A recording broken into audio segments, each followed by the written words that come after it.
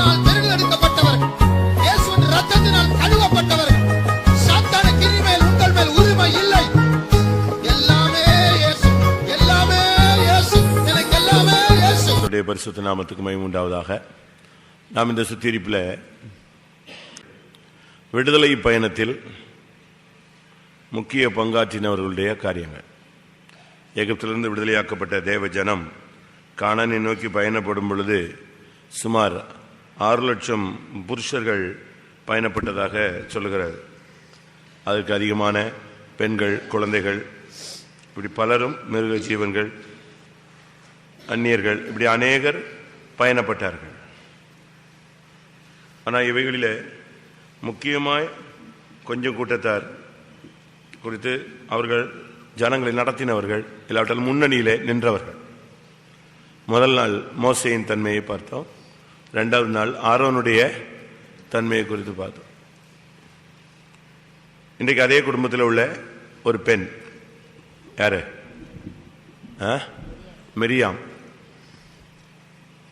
இந்த மிரியாம்ங்கிற பெயர் தான் மருவி மருவி மருவி மாறி மரியான்னு வந்துச்சு. மரியாள், மிரியாம் தான் மரியாளா மாறின.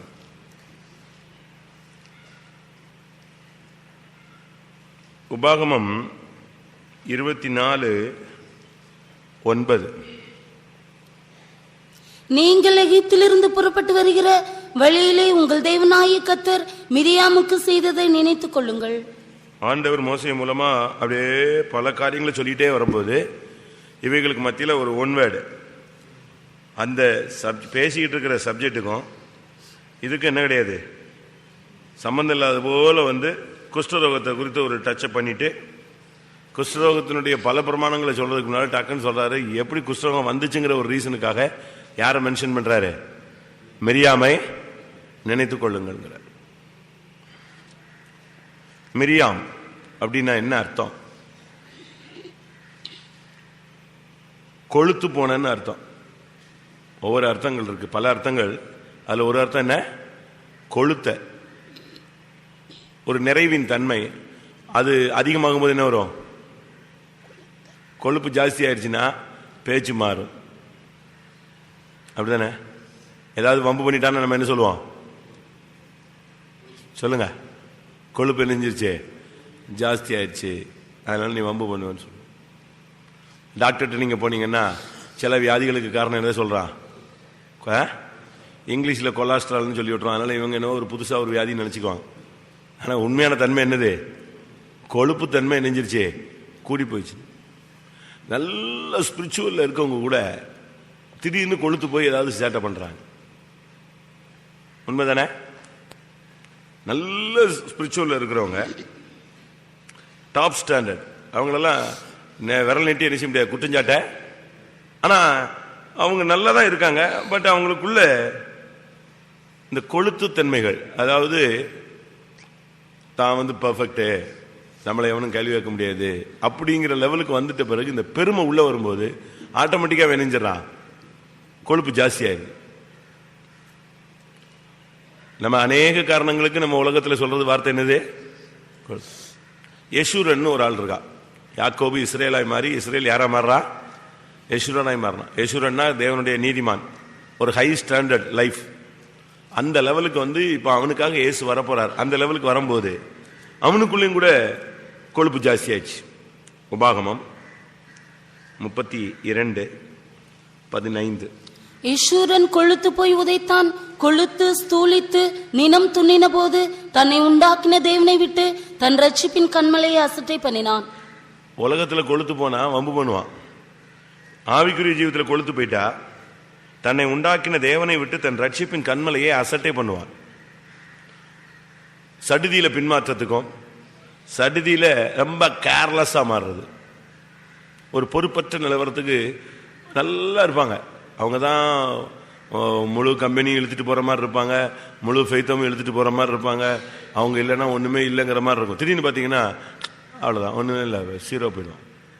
அசட்டை பண்ணுகிற ஒரு ஆவி. கொழுப்பு ஜாஸ்தி ஆச்சுன்னா என்ன உண்டாகும்? இதே தன்மை தான் யாருக்கு வந்துச்சு? மிரியாமுக்கு வந்துச்சு. மகளிர் தலைவியவா. பெண்கள் குழு தலைவி அவ.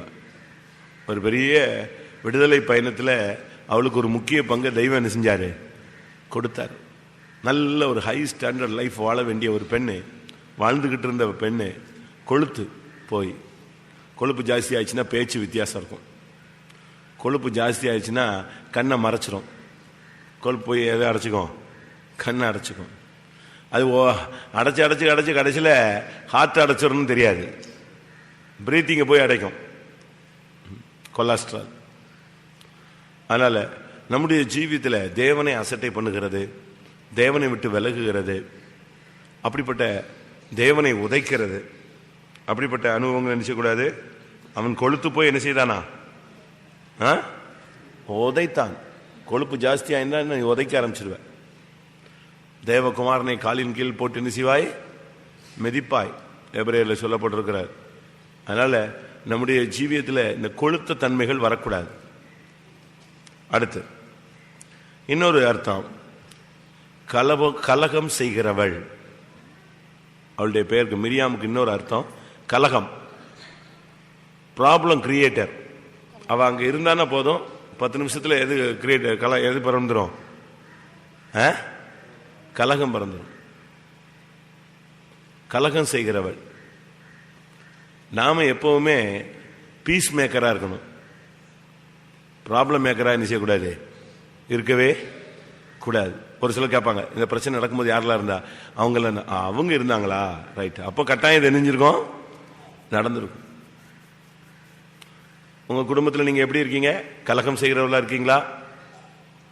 புருஷனுக்கும் மனைவிக்கும் கலகம் மூட்டி விடுறது, அண்ணனுக்கும் அக்காவுக்கும் கலகத்தை மூட்டி விடுறது, அண்ணன் தம்பிகளுக்குள்ள கலகத்தை மூட்டி விடுறது, பக்கத்து வீட்டுக்கும் இவங்களுக்கும் கலகம் மூட்டி விடுறது, விசுவாசிகளுக்கும் கலகம் மூட்டி விடுறது, விசுவாசிகளுக்கும் ஊழியர்களுக்கும் கலகம் மூட்டி விடுறது. இது ஒரு சிலருடைய ஊழியமே இதுதான், சேவையே இதுதான், வேலையே இதுதான்.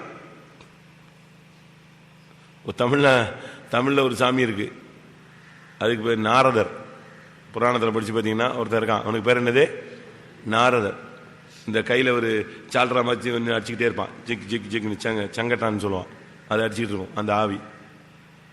இந்த ஆவி உள்ள வரும்போது எப்பேற்பட்ட மனுஷனையும் நெஞ்சிரும், மம்பிழுத்து விட்டுரும்.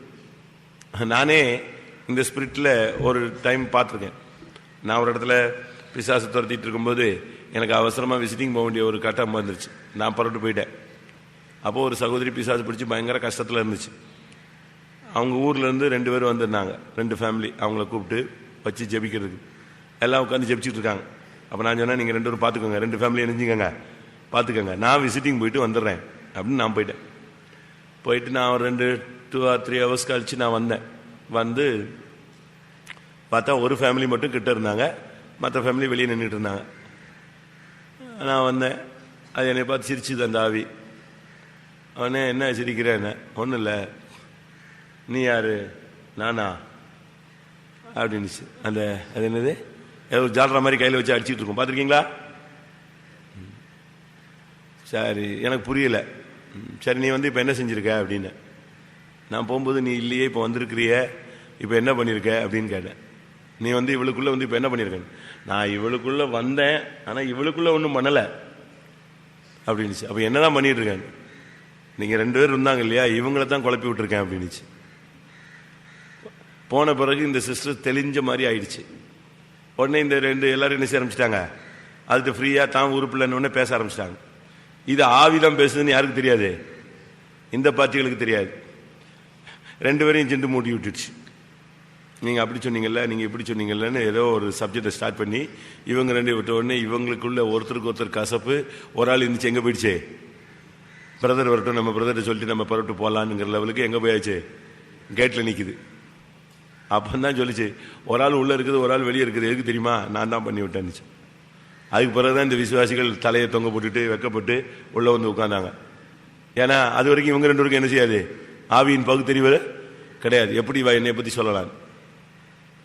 இதே மாதிரி தீக்குச்சி கையில் வச்சிருக்கீங்களா? தீக்குச்சி கையில் வச்சிருக்கீங்களா? கொளுத்தி போட்டு கம்முன்னு உட்காந்துக்காங்க. அது வாட்டி சண்டை போட்டு சின்ன முடியை பிடிச்சி சண்டை போடுவான். ரைட்டு, என்னை அன்னைக்கு பண்ணிடல, இன்னைக்கு என்ன செய்ய, நீ படு இருக்கா? கலகம் செய்கிற ஆவி இருக்கா? மூட்டி விடுற ஆவி இருக்கா? நல்ல ஊதி ஊதி ஊதி ஊதி ஊதி அனல தீயா பத்த வைக்கிற ஆவி இருக்கா? யோசிக்கணும். ஒரு சிலருக்கெல்லாம் இந்த சண்டை எப்ப கிளப்புவாங்க தெரியுமா? சாப்பிடும் போது கிளப்புவாங்க.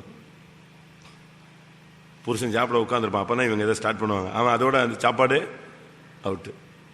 இல்ல தூங்கும் போது ஸ்டார்ட் பண்ணுவாங்க.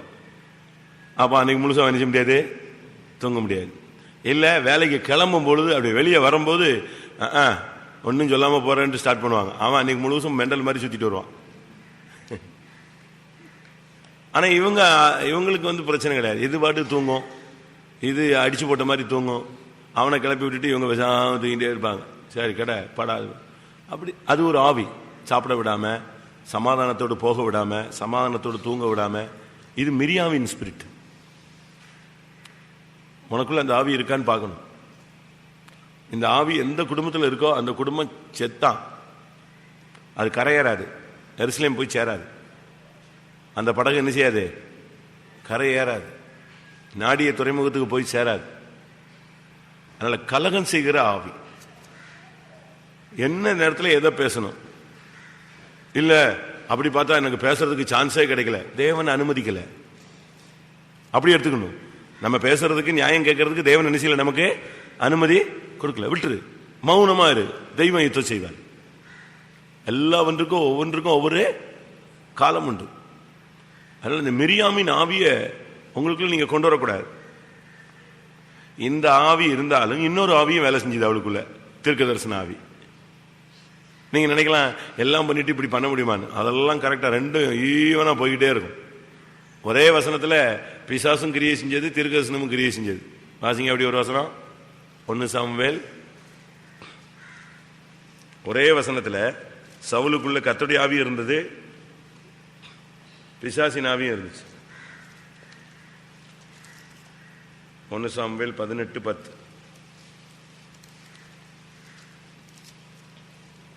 மறுநாளிலே தேவனால் விடப்பட்ட பொல்லாத ஆவி சவுலின் மேல் இறங்கிட்டு அவன் வீட்டுக்குள்ளே தீர்க்கதரிசனம் சொல்லிக் கொண்டிருந்தான்.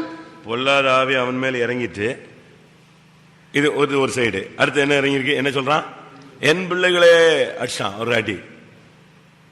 இப்ப எதை குழப்ப அனலைஸ் பண்றது? நீங்க பாத்தீங்கன்னா மிரியாம பாத்தீங்கன்னா எல்லாம் கரெக்ட், குழப்பம் எல்லாம் கரெக்ட், கொளுத்து போன தன்மை எல்லாம் உண்டு. ஆனா ஜபம் அப்படி இப்படின்னு வந்துட்டா தீர்க்கதரிசனம் அடிச்சிடும். என்ன யாத்திராகமம் 15:20. ஆரோனின் சகோதரியாகிய மிரியாம் என்னும் தீர்க்கதரிசியானவளும் தன் கையிலே தம்புரை எடுத்துக்கொண்டால் சகல ஸ்திரீகளும் தம்புர்களோடும் நடனத்தோடும் அவளுக்கு பின்னே புறப்பட்டு போனார்கள். ஒரு நல்ல தீர்க்கதரிசி, அருமையான தீர்க்கதரிசி, நல்லா பாட்டு பாடுவா, டான்ஸ் ஆடுவா. அப்படித்தானே இருக்கு. தீர்க்கதரிசியானவளும் தன் கையில் தம்புரை எடுத்துக்கொண்டாள், சகல ஸ்திரீகளும் தம்புர்களோடும் நடனத்தோடும் அவளுக்கு பின்னே புறப்பட்டார். நல்ல ஒரு கர்த்தருக்குள்ள சந்தோஷப்பட்டு கலிகூறக்கூடிய ஒரு தன்மை இருந்தாலும் சுபாவத்தில் மாற்றம் இல்லை. அதான் அங்க அர்த்தம்.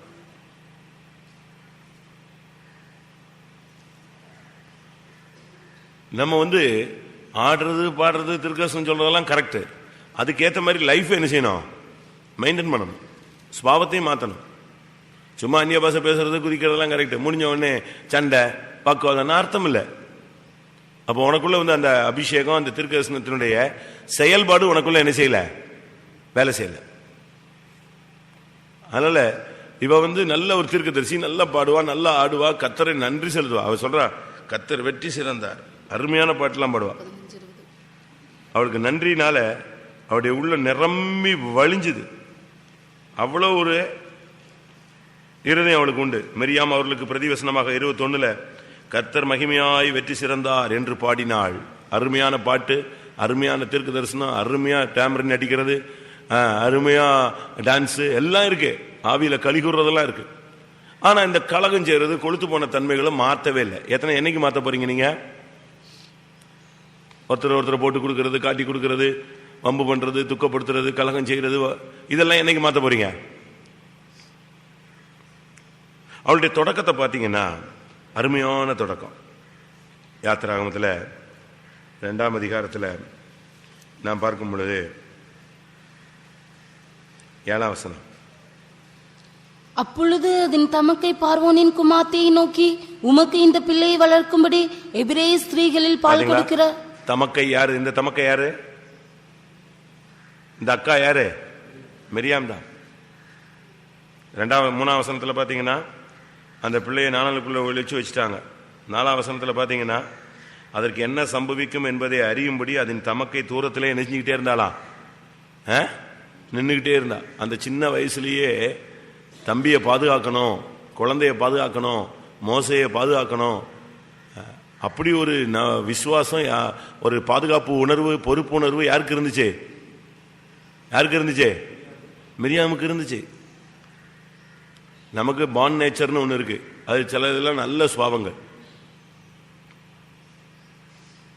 அதுதான் பைபிள் சொல்லுது, முந்தின நற்குணம்னு சொல்லுது. ரூத்தின் புஸ்தகத்தில் சரித்திரத்தில் நான் பார்க்கும்போது அந்த போவாஸ் அந்த பெண்ணை சொல்றான், உன்னுடைய முந்தின நற்குணத்தை பார்க்கலாம் உன்னுடைய பிந்தின நற்குணம் உத்தமமா இருக்கிறதுன்னு சொல்ற. நார்மலாவே அவளுடைய நேச்சர் நல்ல நேச்சர், இவளுக்கும் நல்ல நேச்சர் தான்.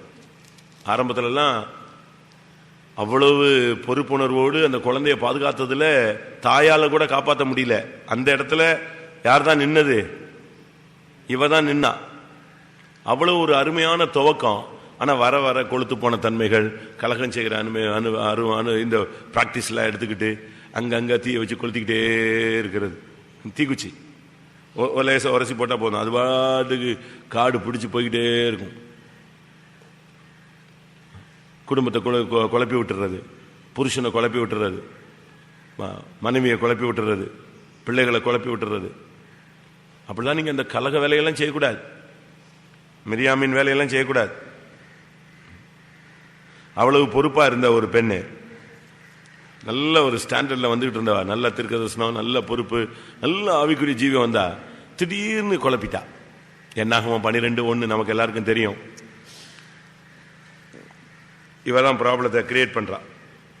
என்னாகமம் 12:1. எத்தியோப்பியா தேசத்து ஸ்திரீயை மோசே விவாகம் பண்ணி இருந்தபடியினால் மிரியாமும் ஆரோனும் ஆரோனை கூட்டு வந்தது, கிளப்பி விட்டதே யார் தான்? சும்மா இருந்த ஆரோனை டியூன் பண்ணி விட்டது யாரு? மிரியாம் தான் இந்த ப்ராப்ளத்தை கிரியேட் பண்றான். அது எப்படி ஊருக்கெல்லாம் உபதேசம் பண்றான், சம்பந்தம் கலக்கக்கூடாது, அந்நியர்களோடு வாசம் பண்ணக்கூடாது, அப்படி போனால் கர்த்தர் அறுப்புண்டு கொலையுண்டாராக, அறுப்புண்டு போவானாக, இப்படிலாம் சொல்றான். இவன் மட்டும் சரியில்லையே, ஊருக்கு தானே என்ன செய்யறான்? உபதேசம் பண்றான். கர்த்தர் சொன்னாரு, கர்த்தர் சொன்னாருங்கிறான். கரெக்டு, கர்த்தர் சொல்றதெல்லாம் கரெக்டு. இங்க வீட்லயும் இவன் சரியில்லையே, எப்படி இருக்கும்? இந்த ப்ராப்ளத்தை கிரியேட் பண்ணது யாரு? யாருதான்?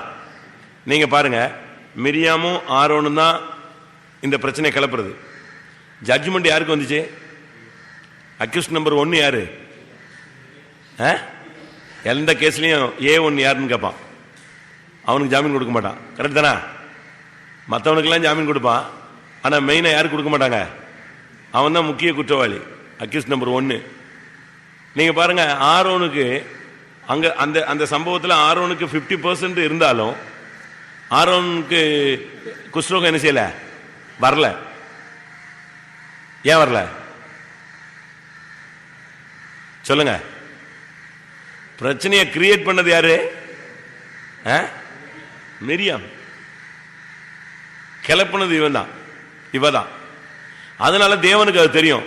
அதனால ஆரோனை அப்படி விளக்குனாரு. அப்படி விளக்கிட்டு யாரை டச் பண்ணது? ஃபுல் டைரக்ட் ஜட்ஜ்மெண்ட் யாருக்கு மட்டும் தான் வந்துச்சு? மிரியாமுக்கு தான் வந்துச்சு. அடி விழுந்தது. சரி, அடி விழுந்துச்சா? மன்னிப்பு கேட்டாளா? நீங்க பைபிள் நல்லா உட்காந்து படிச்சு பாருங்க. ஆரோன் மன்னிப்பு கேட்டான், அட் அ டைம் கேட்டான். ஆனா யார் மன்னிப்பு கேட்கல? சொல்லுங்க. 11 என்னாகமம் 12:11. அப்பொழுது ஆரோன் மோசேயை நோக்கி, என் ஆண்டவனே, நாங்கள் புத்தியீனமாய் செய்த இந்த பாவத்தை எங்கள் மேல் சுமத்தாதிரும். உடனே சொல்றான் மோசேயை நோக்கி, என் ஆண்டவனே, எங்க மேல இந்த பாவத்தை நெஞ்சிடாதீங்க, சுமத்தாதிருங்க. இவளுக்கும் சேர்த்துதான் மன்னிப்பு கேட்கிறான். ஏன் நீ அங்கதானே இருக்க, உனக்கு செவிடா குருடா? அடி விழுந்தது யாருக்கு? உணர்வு இல்ல. அடி விழுந்த உடனே என்ன செய்யணும்? நீங்க பைபிள்ல போய் படிச்சு பாருங்க. ஏவாள் மன்னிப்பு கேட்டதா பைபிள் இல்ல. ஆதாம் மன்னிப்பு கேட்டதா என்ன இல்ல பைபிள்ல இல்ல. மிரியாம் மன்னிப்பு கேட்டதா பைபிள் இல்ல. யூதாஸ் மன்னிப்பு கேட்டதா பைபிள் இல்ல. யூதாஸ் கேட்டாரா? சூசைட் பண்ணி சாகிறதுக்கு தான் ரொம்ப ஸ்பீடா போனானே தவிர இயேசுவே என்ன மன்னின்னு சொல்றதுக்கு என்ன இல்லை, அவனுக்கு சக்தி இல்லை. காசை தூக்கிட்டு எங்க போனான்? பிரதான ஆசிரியன்ட்ட போனான். காசை தூக்கிட்டு தேவாலயத்துக்கு போனான். ஏன் சிலுவையில் தொங்குற அவர்கிட்ட போ, அங்க போலாம்ல. காசை தூக்கிட்டு தெரு திருவாலையிற, பைபிளை தூக்கிட்டு எங்கெல்லாமோ போற, ஆண்டவர்கிட்ட போக மாட்டேங்கிறிய. காசை தூக்கிட்டு தேவாலயத்தில் போய் தூக்கி எறிஞ்சான். எதுக்கு? போ, ரட்சகர் தொங்கிட்டு இருக்காரு, போய் காலை பிடிச்சி அழுதினா என்ன கிடைச்சிருக்கோம்? மன்னிச்சிருப்பாரு. மன்னிக்க மாட்டாரா? நிச்சயம். சகாப்தமே மாறி போயிருக்கும், சரித்திரமே மாறி இருக்கும். கிறிஸ்துவ மார்க்கத்தில் அடுத்த ஸ்டெப்பு போயிருக்கும். விட்டான். தான் குஷ்டரோகியா மாறின பிறகு கூட மோசே மன்னிச்சிருன்னு சொல்லதுக்கு ஒரு அவ்வளவு கல் நெஞ்ச கரியா மாறிட்டா. ஒரு வார்த்தை கேட்கக்கூடாது. அடி விழுந்த இவளுடைய லைன் மாறுது, இவளுக்கு அடுத்த நமக்கு தான் அடி விழுன்னு தெரிஞ்ச உடனே ஆரோன் யாரை பிடிச்சுக்கிட்டான்? மோசையை பிடிச்சிட்டு ஆண்டவனே அப்படிங்கிறான். ஏன் நீ சொல்ல வேண்டியானே? யான் எப்படி இவனிடம் மன்னிப்பு கேட்பது? அதை விட குஷ்டரோகியா இருப்பது நல்லது. அப்படித்தானே? அவ்வளவு ஒரு வைராக்கியம். மன்னிப்பு கேட்க முடியாது. அதெல்லாம் கேட்க முடியாது. கேட்காங்கடா கடை, குஷ்டரோகியா கடை, வியாதியா கடை, படுக்கையில கடை, ஊழியம் செய்ய முடியாம கடை, குடும்பம் நடத்த முடியாம கடை, விசுவாசத்தில் முன்னேறி போக முடியாம கடை. யாருக்கு நஷ்டம்? யாருக்கு லாபம்? ஒருவன் பாவம் செய்தால் அவனுக்கு நஷ்டம், ஒருவன் பரிசுத்தவனாய் வந்தால் அவனுக்கு லாபம். அப்படித்தான் யோபுல இருக்கு. நீர் பாவம் செய்தால் அவருக்கு என்ன நஷ்டம்? நீ நன்மா இருந்தா அவருக்கு என்ன லாபம்? உனக்கு நீ செஞ்சா உனக்கு நஷ்டம், நீ செஞ்சா உனக்கு லாபம். ஆசிங்க யோபினுடைய புஸ்தகத்தில் நீ பாவம் செஞ்சினா அதுல அவருக்கு ஒன்றும் லாபம் கிடையாது, நஷ்டம் கிடையாது. அவன் செஞ்ச பாவத்துக்கு அவனுக்கு தான் நஷ்டம், அவனுக்கு தான் லாபம். அதனால நீ அதை வச்சுக்கிட்டு நான் அப்படி இல்லை இப்படி இல்லைன்னு சொல்லிட்டு இருக்க கூடாது. நீர் பாவம் செய்தால் அதனால் உமக்கு நஷ்டம், நீ நல்லது செஞ்சினா உனக்கு லாபம். யோபு 35:8. நீ பாவம் செய்தால் அதனாலே அவருக்கு என்ன நஷ்டம்? உம்முடைய மீறுதல்கள் மிகுதியானாலும் அதனாலே அவருக்கு என்ன சேதம்? 8. உம்முடைய பாவத்தினால் உம்மை போன்ற மனுஷனுக்கு, உம்முடைய பாவத்தினால உன்னை போன்ற மனுஷனுக்கு தான் என்னது நஷ்டம்.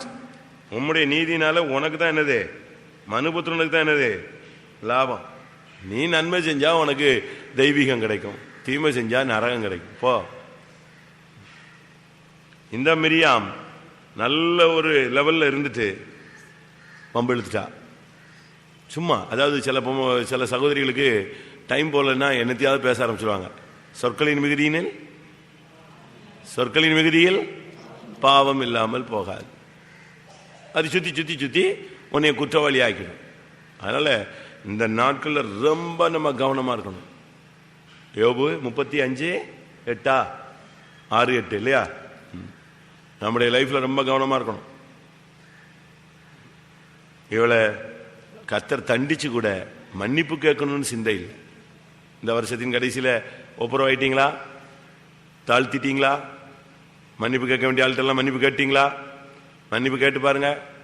வியாதி போயிடும், சாசு போயிடும், மனசஞ்சலம் போயிடும், தவிப்பு போயிடும், சுத்த மனசாட்சி வந்துடும்.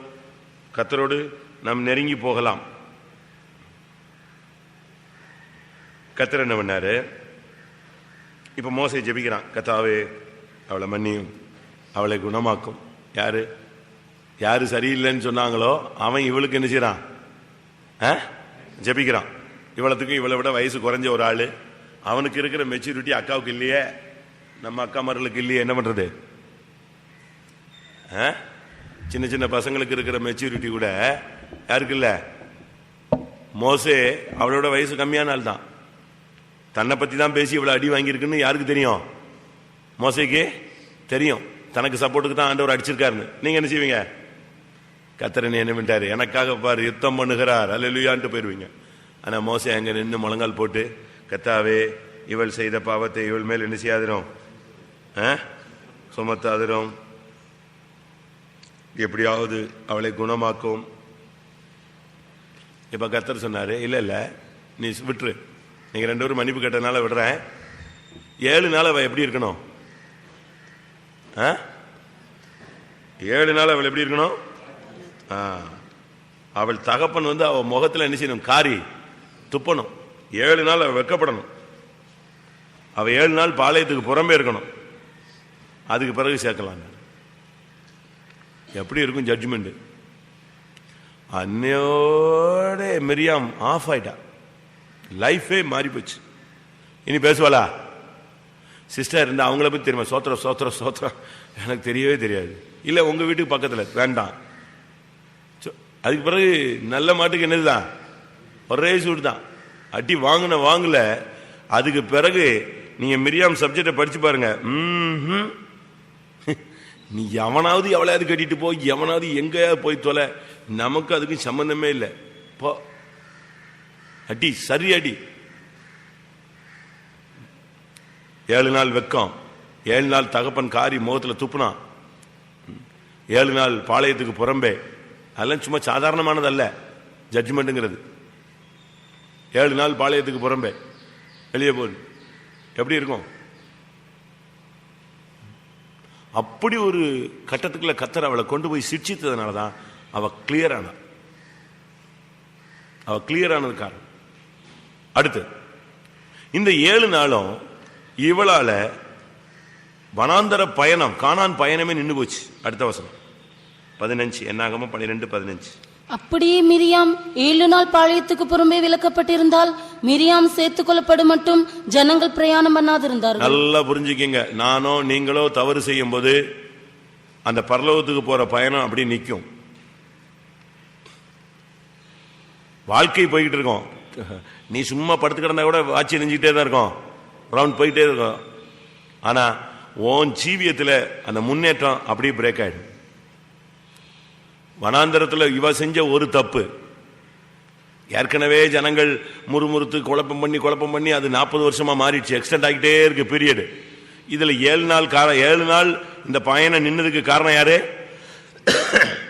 நம்முடைய சபையினுடைய வளர்ச்சி முன்னேற்றம் இல்லாம இருக்கிறதுக்கு காரணம் ஒரு விதத்தில் நீயா இருக்கலாம், இல்லாட்ட நானா இருக்கலாம். நாம நினைப்போம் நம்ம பேச்சு சிரிப்புல இதுக்கும் சபைக்கும் என்னங்க சம்பந்தம் அப்படின்னு நம்ம என்ன செய்வோம்? நினைப்போம். கிடையாது. நீ சரீரமாகிய சபையத்தில் ஒரு அவயவம். மிரியாமுடைய புத்தியினம் அவளுக்கு ஒரு ஜட்ஜ்மெண்டை கொடுத்தாலும், ஒரு நியாய தீர்ப்பு அவ தலைமையில வந்து 7 நாள் அவ தகப்பன் காரி துப்பி வெக்கப்பட்டு முக்காடு போட்டு ஊருக்கு வெளியே ஒரு குடிசை போட்டு உட்கார வச்சிருந்தாலும், இந்த 7 நாளும் எது போகல? எது போகாது? முன்னேற்றம் நடக்காது. ஆவிக்குரிய பயணம், இஸ்ரேல் பயணமே 6 லட்சம் பேருடைய ஓட்டமும் அப்படி பிரேக் ஆச்சு. ரொம்ப கவனமா இருக்கணும். சென்னையில் செங்கல்பட்டில் ஒரு பையன் நல்ல ஸ்பிரிச்சுவல்ல வந்தான். நல்ல அபிஷேகம், சரியான அபிஷேகம். அந்த ஃபுல் அபிஷேகத்தில் இருக்கும்போது அவன் ஊழியத்துக்குன்னு என்ன செஞ்சிட்டான்? தன்னை ஒப்பு கொடுத்துட்டான். நல்ல அழைப்பு. எல்லாரும் இந்த வருஷம் அவன் ஊழியத்துக்கு போயிடுவான் அப்படிங்கிற மாதிரி அவனை எக்ஸ்பெக்ட் பண்றாங்க. அவனும் அவ்வளவு ஸ்பீட்ல இருக்கான். இதுல மத்தியில அவனுக்கு கிஃப்ட் வேலை செய்ய ஆரம்பிச்சிருச்சு. ஏன்னா ஊழியத்துக்கு போறான், பிசாசு துரத்துற வரான், வேலை செய்ய ஆரம்பிச்சிருச்சு. இவனுக்கு இந்த இதுல இவனுக்கு எப்படி அதை செயல்படுத்தணும்னு தெரியாம பெருமை பாராட்டி, எங்கேயோ யாரோ பிசாசு பிடிச்சிருக்கு வா தம்பின்னு சொன்ன உடனே இவன் போயிட்டான், எந்திரிச்சு பாஞ்சிட்டான். இவன் என்ன செய்யணும்? எங்க வீட்டுக்கு கொண்டு வாங்க, எங்க ஃபெய்த்தம் கொண்டு வாங்க, இல்லை எங்க பிரதரை கூட்டு வரேன், எங்க பாஸ்டரை கூட்டு வரேன், ஊழியக்காரங்களை அனுப்புறேன், அவங்க தான் ஜெபிக்கணும், நான் கூட நிக்கிறேன்னு இவன் செஞ்சிருக்கணும் சொல்லிக்கணும். இவன் டபால்னு அடிச்சான், வண்டியை தூக்கிட்டான். நேர போனா இவனுக்கு அந்த எக்ஸ்பீரியன்ஸ் இல்லை பத்திலா, நேர போய் தலையில கை வச்சு ஒரு ஜெபம் பண்ணிட்டான். பிசாசு ஓடியே போயிடுச்சு. எங்க ஓடிச்சு தெரியுமா? இவனுக்குள்ள வந்துருச்சு. அவ்வளவுதான். அடுத்த நாள்ல இருந்து இவன் ஹாய் புயின்னு ஒரே சிரிப்பு, எந்த ஆவி வந்துருச்சு? லூசிபர் பெருமை பிடிச்ச ஆவி, அவனுக்குள்ள இருந்த ஆவி எல்லாம் இவனுக்குள்ள ஏறி வர்றது. அடுத்த நாள்ல இருந்து இவனை கையை காலை கட்டி எங்க போட வேண்டியாச்சு? இவனை பைத்தம்ல போட்டாங்க.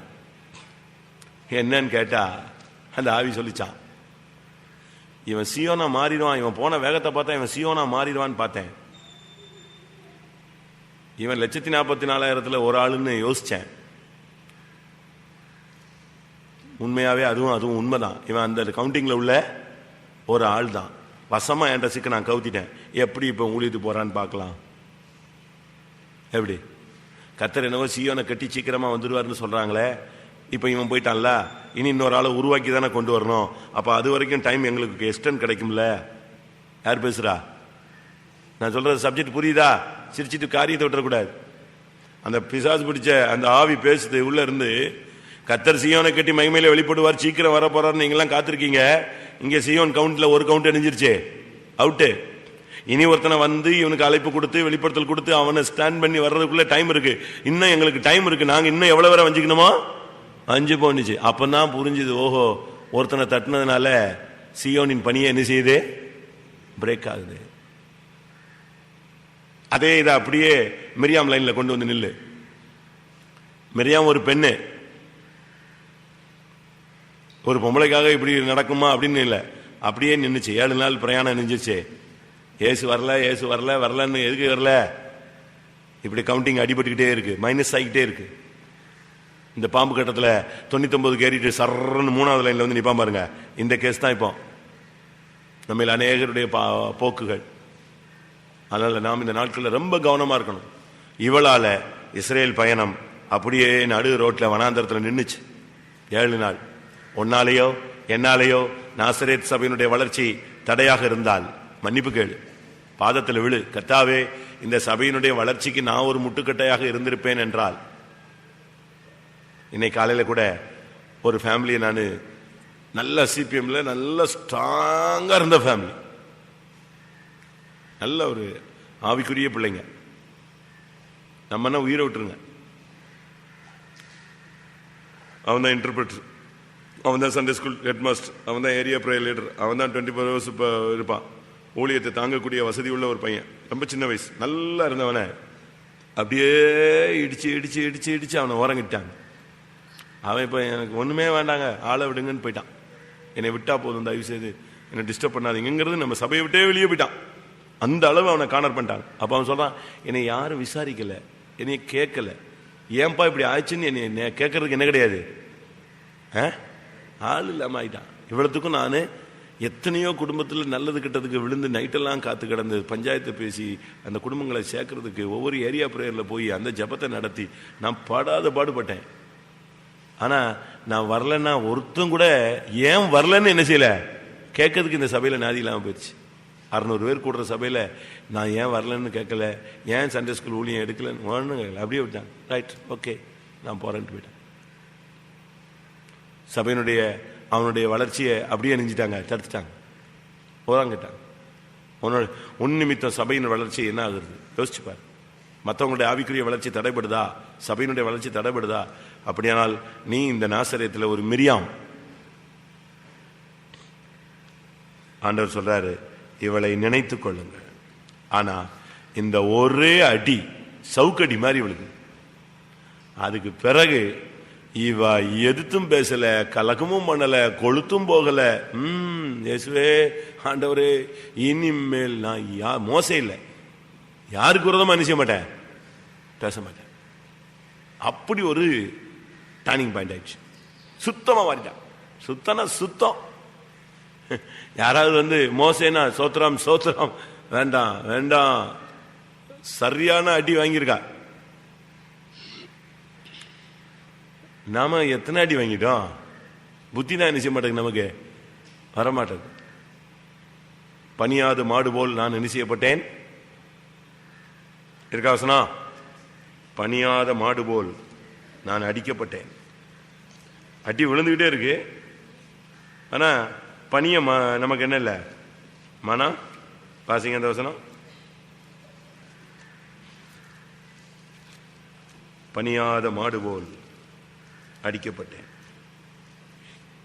மாடு பணியிலன்னா என்ன பண்ணுவான்? ஓட்டு சாத்து சாத்து சாத்துன்னு அது கிளியர் ஆகிற வரைக்கும் அடிப்பான். அவ்வளோ அடி வாங்கணுமா? எரேமியா 31. நீர் என்னை தண்டித்தீர், நான் பணியாத மாடு போல் அடிக்கப்பட்டேன். என்னை திருப்பும், அப்பொழுது திருப்பப்படுவேன். நீர் என்னை அடித்தீர், தண்டித்தீர், நான் என்ன செஞ்சேன்? எப்படி இருந்தேன்? ஆண்டவரே எனக்கு ஒரு அடி போதும் சுவாமி, நான் இனிமேல் சரியாயிருவேன் அப்படியா சொன்ன நீ? அடி தண்டித்தீர், ஆனா நான் தான் என்ன செய்யல. எப்படி மாடு, எந்த மாடு மாதிரி இருந்தேன்? பணியாத மாடு போல. அதனால நம்ம இந்த நாட்கள்ல ரொம்ப தாழ்த்தணும் அடி. ஆனா மிரியாமுடைய விஷயத்துல நான் படிச்சு பார்த்தேன், அவ்வளவுதான், ஒரே அடிதான், கிளியரா இருக்கும். நமக்கு அப்படியே அடி வாங்கியிருக்கோம், நம்ம தான் டெய்லி அடி வாங்குறோமே, ஆனா புத்தி மட்டும்தான் தெளிவாக மாட்டேங்குது. எரேமியா 22:21. நீ சுகமாய் வாழ்ந்திருக்கையில் நான் உனக்கு சொன்னேன், நீ கேளேன் என்றாய். உன் சிறுவயது முதல் நீ என் சத்தத்தை கேளாமற் போகிறதே உன் வழக்கம். நான் எவ்வளவோ தூரம் சொல்லியிருக்கேன், ஆனா நீ கேட்கல. சிறுவயது முதலே உனக்கு என்னது? என் சத்தத்தை கேளாமல் போறதுதான் உனக்கு என்னது? வழக்கம். எத்தனை ட்ரிப் தான் அடிக்கிறது? ஆண்டவர் எத்தனை ட்ரிப் அடிக்கிறாரு, மனுஷன் எத்தனை ட்ரிப் அடிக்கிறான், எவ்வளவு நஷ்டம், எவ்வளவு வறுமை, எத்தனை பிசாசு போராட்டம், இன்னும் ஏன் சேஞ்ச் ஆக மாட்டேங்கிற? ஆனா மிரியாமின் விஷயத்துல கலகம் செய்து கொழுத்து போய் எல்லாம் வம்பு பண்ணி குஷ்டரோகம் அடி வாங்கின உடனே 7 நாளைக்கு பிறகு பார்த்தீங்கன்னா மிரியாம் ரொம்ப பர்ஃபெக்டா மாட்டா, சுத்தம், ஒன்னும் அமைதியாயிட்டா. நம்ம அப்படி மாறிட்டோமா? நம்ம புத்தி போக மாட்டேங்க. சவுக்கார வச்சு இது பண்ணாலும் போக மாட்டேக்கு, என்ன போட்டு தேய்ச்சாலும் போக மாட்டேக்கு. நான் ஏன் அவ மாறிட்டாங்கிறதுக்கு காரணம் சொல்றேன். மாறிட்டாளா இல்லையாங்கிறது இவர் என்ன போய் பார்த்தாரா அப்படிங்களா? அவளுடைய முடிவை தான் சொல்றேன். என்னாகமம் 20:1. இஸ்ரவேல் புத்திரரின் சபையார் எல்லாரும் 1ஆம் மாதத்தில் சீன் வனாந்தரத்திலே சேர்ந்து ஜனங்கள் காதேசிலே தங்கி இருக்கையில் மிரியாம் மரணம் அடைந்து அங்கே அடக்கம் பண்ணப்பட்டாள். இஸ்ரவேல் புத்திர சபையார் எல்லாரும் 1ஆம் மாசம் சீன் வனாந்தரத்தில் சேர்ந்தார்கள். ஜனங்கள் காதேசிலே தங்கி இருக்கையில் மிரியாம் எரிஞ்சிட்டா, ஓட்டத்தை முடிச்சிட்டா. காதேஸ் அப்படின்னா என்ன அர்த்தம்? அவ கிளியர் ஆயிட்டாங்கிறதுக்கு நான் உங்களுக்கு ஆதாரம் சொல்றேன். காதேஸ் அப்படின்னா பரிசுத்தம் என்ற அர்த்தம். அதாவது மிரியாமுடைய லைஃப் அந்த ஒரே அடிதான், கொளுத்து போய் பண்ண சேட்டையெல்லாம் சேர்த்து ஒரே அடியில அடங்கிடுச்சு. அதுக்கு பிறகு மோசைக்கு விரோதமா பேசினது கிடையாது, ஆரோனுக்கு விரோதமா பேசினது கிடையாது, சபையாருக்கு விரோதமா பேசினது கிடையாது, தேவனுக்கு விரோதமா முறுமுறுத்தது கிடையாது. என்ன நடந்தாலும் அலேலியா அலேலியா அலேலியா அலேலியா போயிட்டே இருப்பா. நலமானதையும் பேசாமல் ஊமையா போய் ஓட்டத்தை அருமையா காதேஸ்ல வந்து பிரேக் அடிச்சா. காதேஸ் பரிசுத்தம், அங்கேயே மரணம், அங்கேயே அடக்கம். அதான் லைஃப். காதேஸ்ல தான் ஜனங்க தங்கி இருந்தாங்க. அந்த நேரத்தில் பரிசுத்தத்தில் தங்கி இருக்கும்போது அங்கேயே மரித்து அங்கேயே அடக்கம் பண்ணப்பட்டான். அதனால தான் அந்த வசனம் மிரியாம் மரணம் அடைந்து அடக்கம் பண்ணப்பட்டான்னு சொல்லாம மிரியாம் மரணம் அடைந்து அங்கே காதேஸ்ல ஓட்டம் முடிச்சிட்டா. அங்கேயே ஓட்டம், அங்கேயே அடக்கம். அதனால போதும், நம்ம சேட்டை பண்ணது இன்னும் சின்ன பிள்ளைங்க மாதிரி ஒரு மெச்சூரிட்டி இல்லாம, தெய்வீகம் இல்லாம, குடும்பத்திலையும் சபையிலையும் ஊழியத்திலையும் ஒரே குழப்பத்தை உண்டு பண்ணிக்கிட்டு தூளித்து ஆண்டவருக்கு விரோதமாய், சபைக்கு விரோதமாய், ஊழியக்காரங்களுக்கு விரோதமாய், உங்க மனைவி பிள்ளைகளுக்கு விரோதமாய் போட்டு அப்படியே குட்டையை கலக்கிக்கிட்டே இருக்கிற இந்த தன்மையெல்லாம் விட்டுட்டு, ஆண்டவரே இது வரைக்கும் நான் செஞ்ச தப்புலாம் போதும், இது வரைக்கும் நான் பட்ட பாடுகளும் போதும். எத்தனையோ ட்ரிப் அந்த வசனம் திரும்ப கொண்டு வாங்க. எரேமியால பணியாத மாடு போல இருந்தேன், ஆனா இப்போ என்ன திருப்போம், நான் என்ன செய்வேன்? திரும்பிடுவேன். அவன் சொல்றான் பாருங்க, வாசிங்க திரும்பி. எரேமியா 30. அவ்வளவுதான். பைபிள் மூடி வச்சிட்டா. நீர் என்னை தண்டித்தீர், நான் பணியாத மாடு போல் அடிக்கப்பட்டேன். என்னை திருப்பும், அப்பொழுது திருப்பப்படுவேன். நீரே என் தேவனாகிய கர்த்தர். எப்படி எவ்வளவு அருமையா இருக்கு பாத்தீங்களா? ஒரு காலத்துல என்னை தண்டித்தீங்க, நான் பணியாத மாடு போல அடிக்கப்பட்டேன். ஆனா இப்ப என்னை திருப்புங்க, நான் என்ன செய்வேன்? என்னை திருப்பும், அப்பொழுது நான் திருப்பப்படுவேன். அடுத்த வசனம், நான் திரும்பின பின்பு என்ன செய்வேன்? இனி மனஸ்தாபப்பட்டு கொண்டே இருப்பேன்.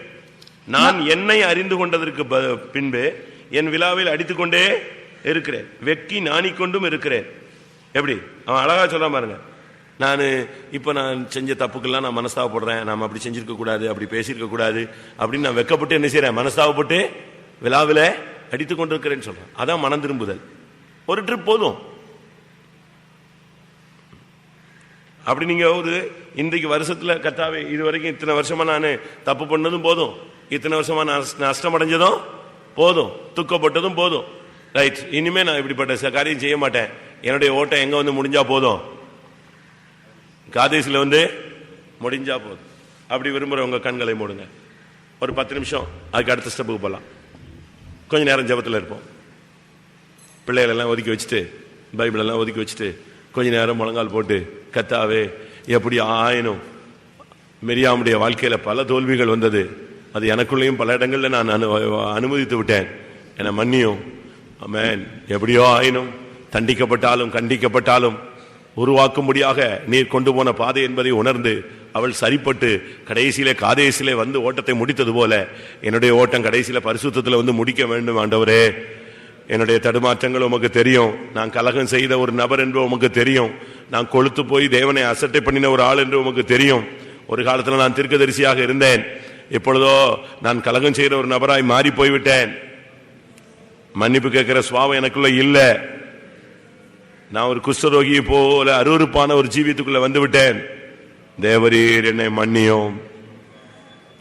அந்த மிரியாமை விடாமல் இரக்கம் செய்து காதேசில ஓட்டத்தை முடிக்க வைத்த தெய்வம் என்னையும் ஒருபோதும் கைவிடாமல் என்னுடைய ஓட்டத்தையும் காதேசில முடிக்க உதவி செய்யும். கேட்கலாமா? ஹல்லேலூயா.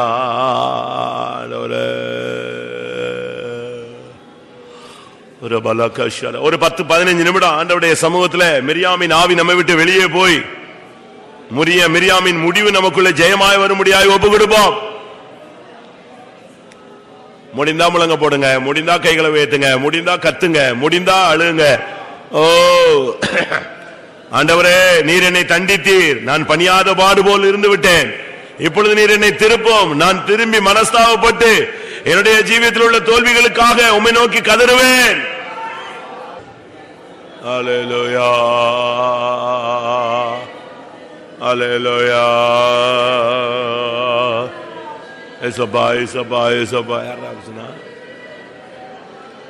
அல்லேலூயா, அல்லேலூயா, அல்லேலூயா. கிருபை ஆண்டவரே. மிரியாமின் ஆண்டவரே பழைய தன்மைகள் எல்லாம் விலகட்டும். இயேசுவின் நாமத்தில் மிரியாமின் ஆவி விலகட்டும். கலகம் செய்கிற ஆவி, கொழுத்து போன ஆவி, தேவன் மன்னித்த காரியங்களை பேசுகிற ஆவி, பிரச்சனைகளை உருவாக்குகிற ஆவி, தேவனால் அடிக்கப்படுகிற தன்மை, நியாயம் தீர்க்கப்படுகிற தன்மை, சபையின் முன்னேற்றத்தை தடுக்கிற ஆவி கடிந்து கொள்ளப்படட்டும்.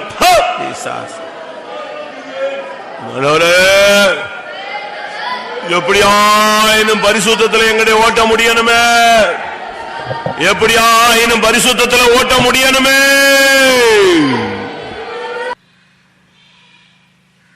அடுத்து இந்த பயணத்தில் 6 லட்சம் புருஷர்கள் வந்தாலும், சதம்படாதவர்கள் 6 லட்சம் புருஷர்கள் வந்தாலும் இதுல ஒரு கூட்டத்தார் பேர் பெற்றவர்களாக இருந்தார். என்னாகமம்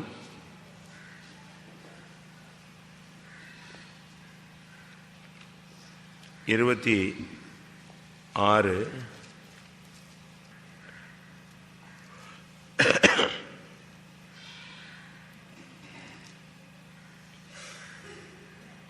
9 பார்க்கும் பொழுது,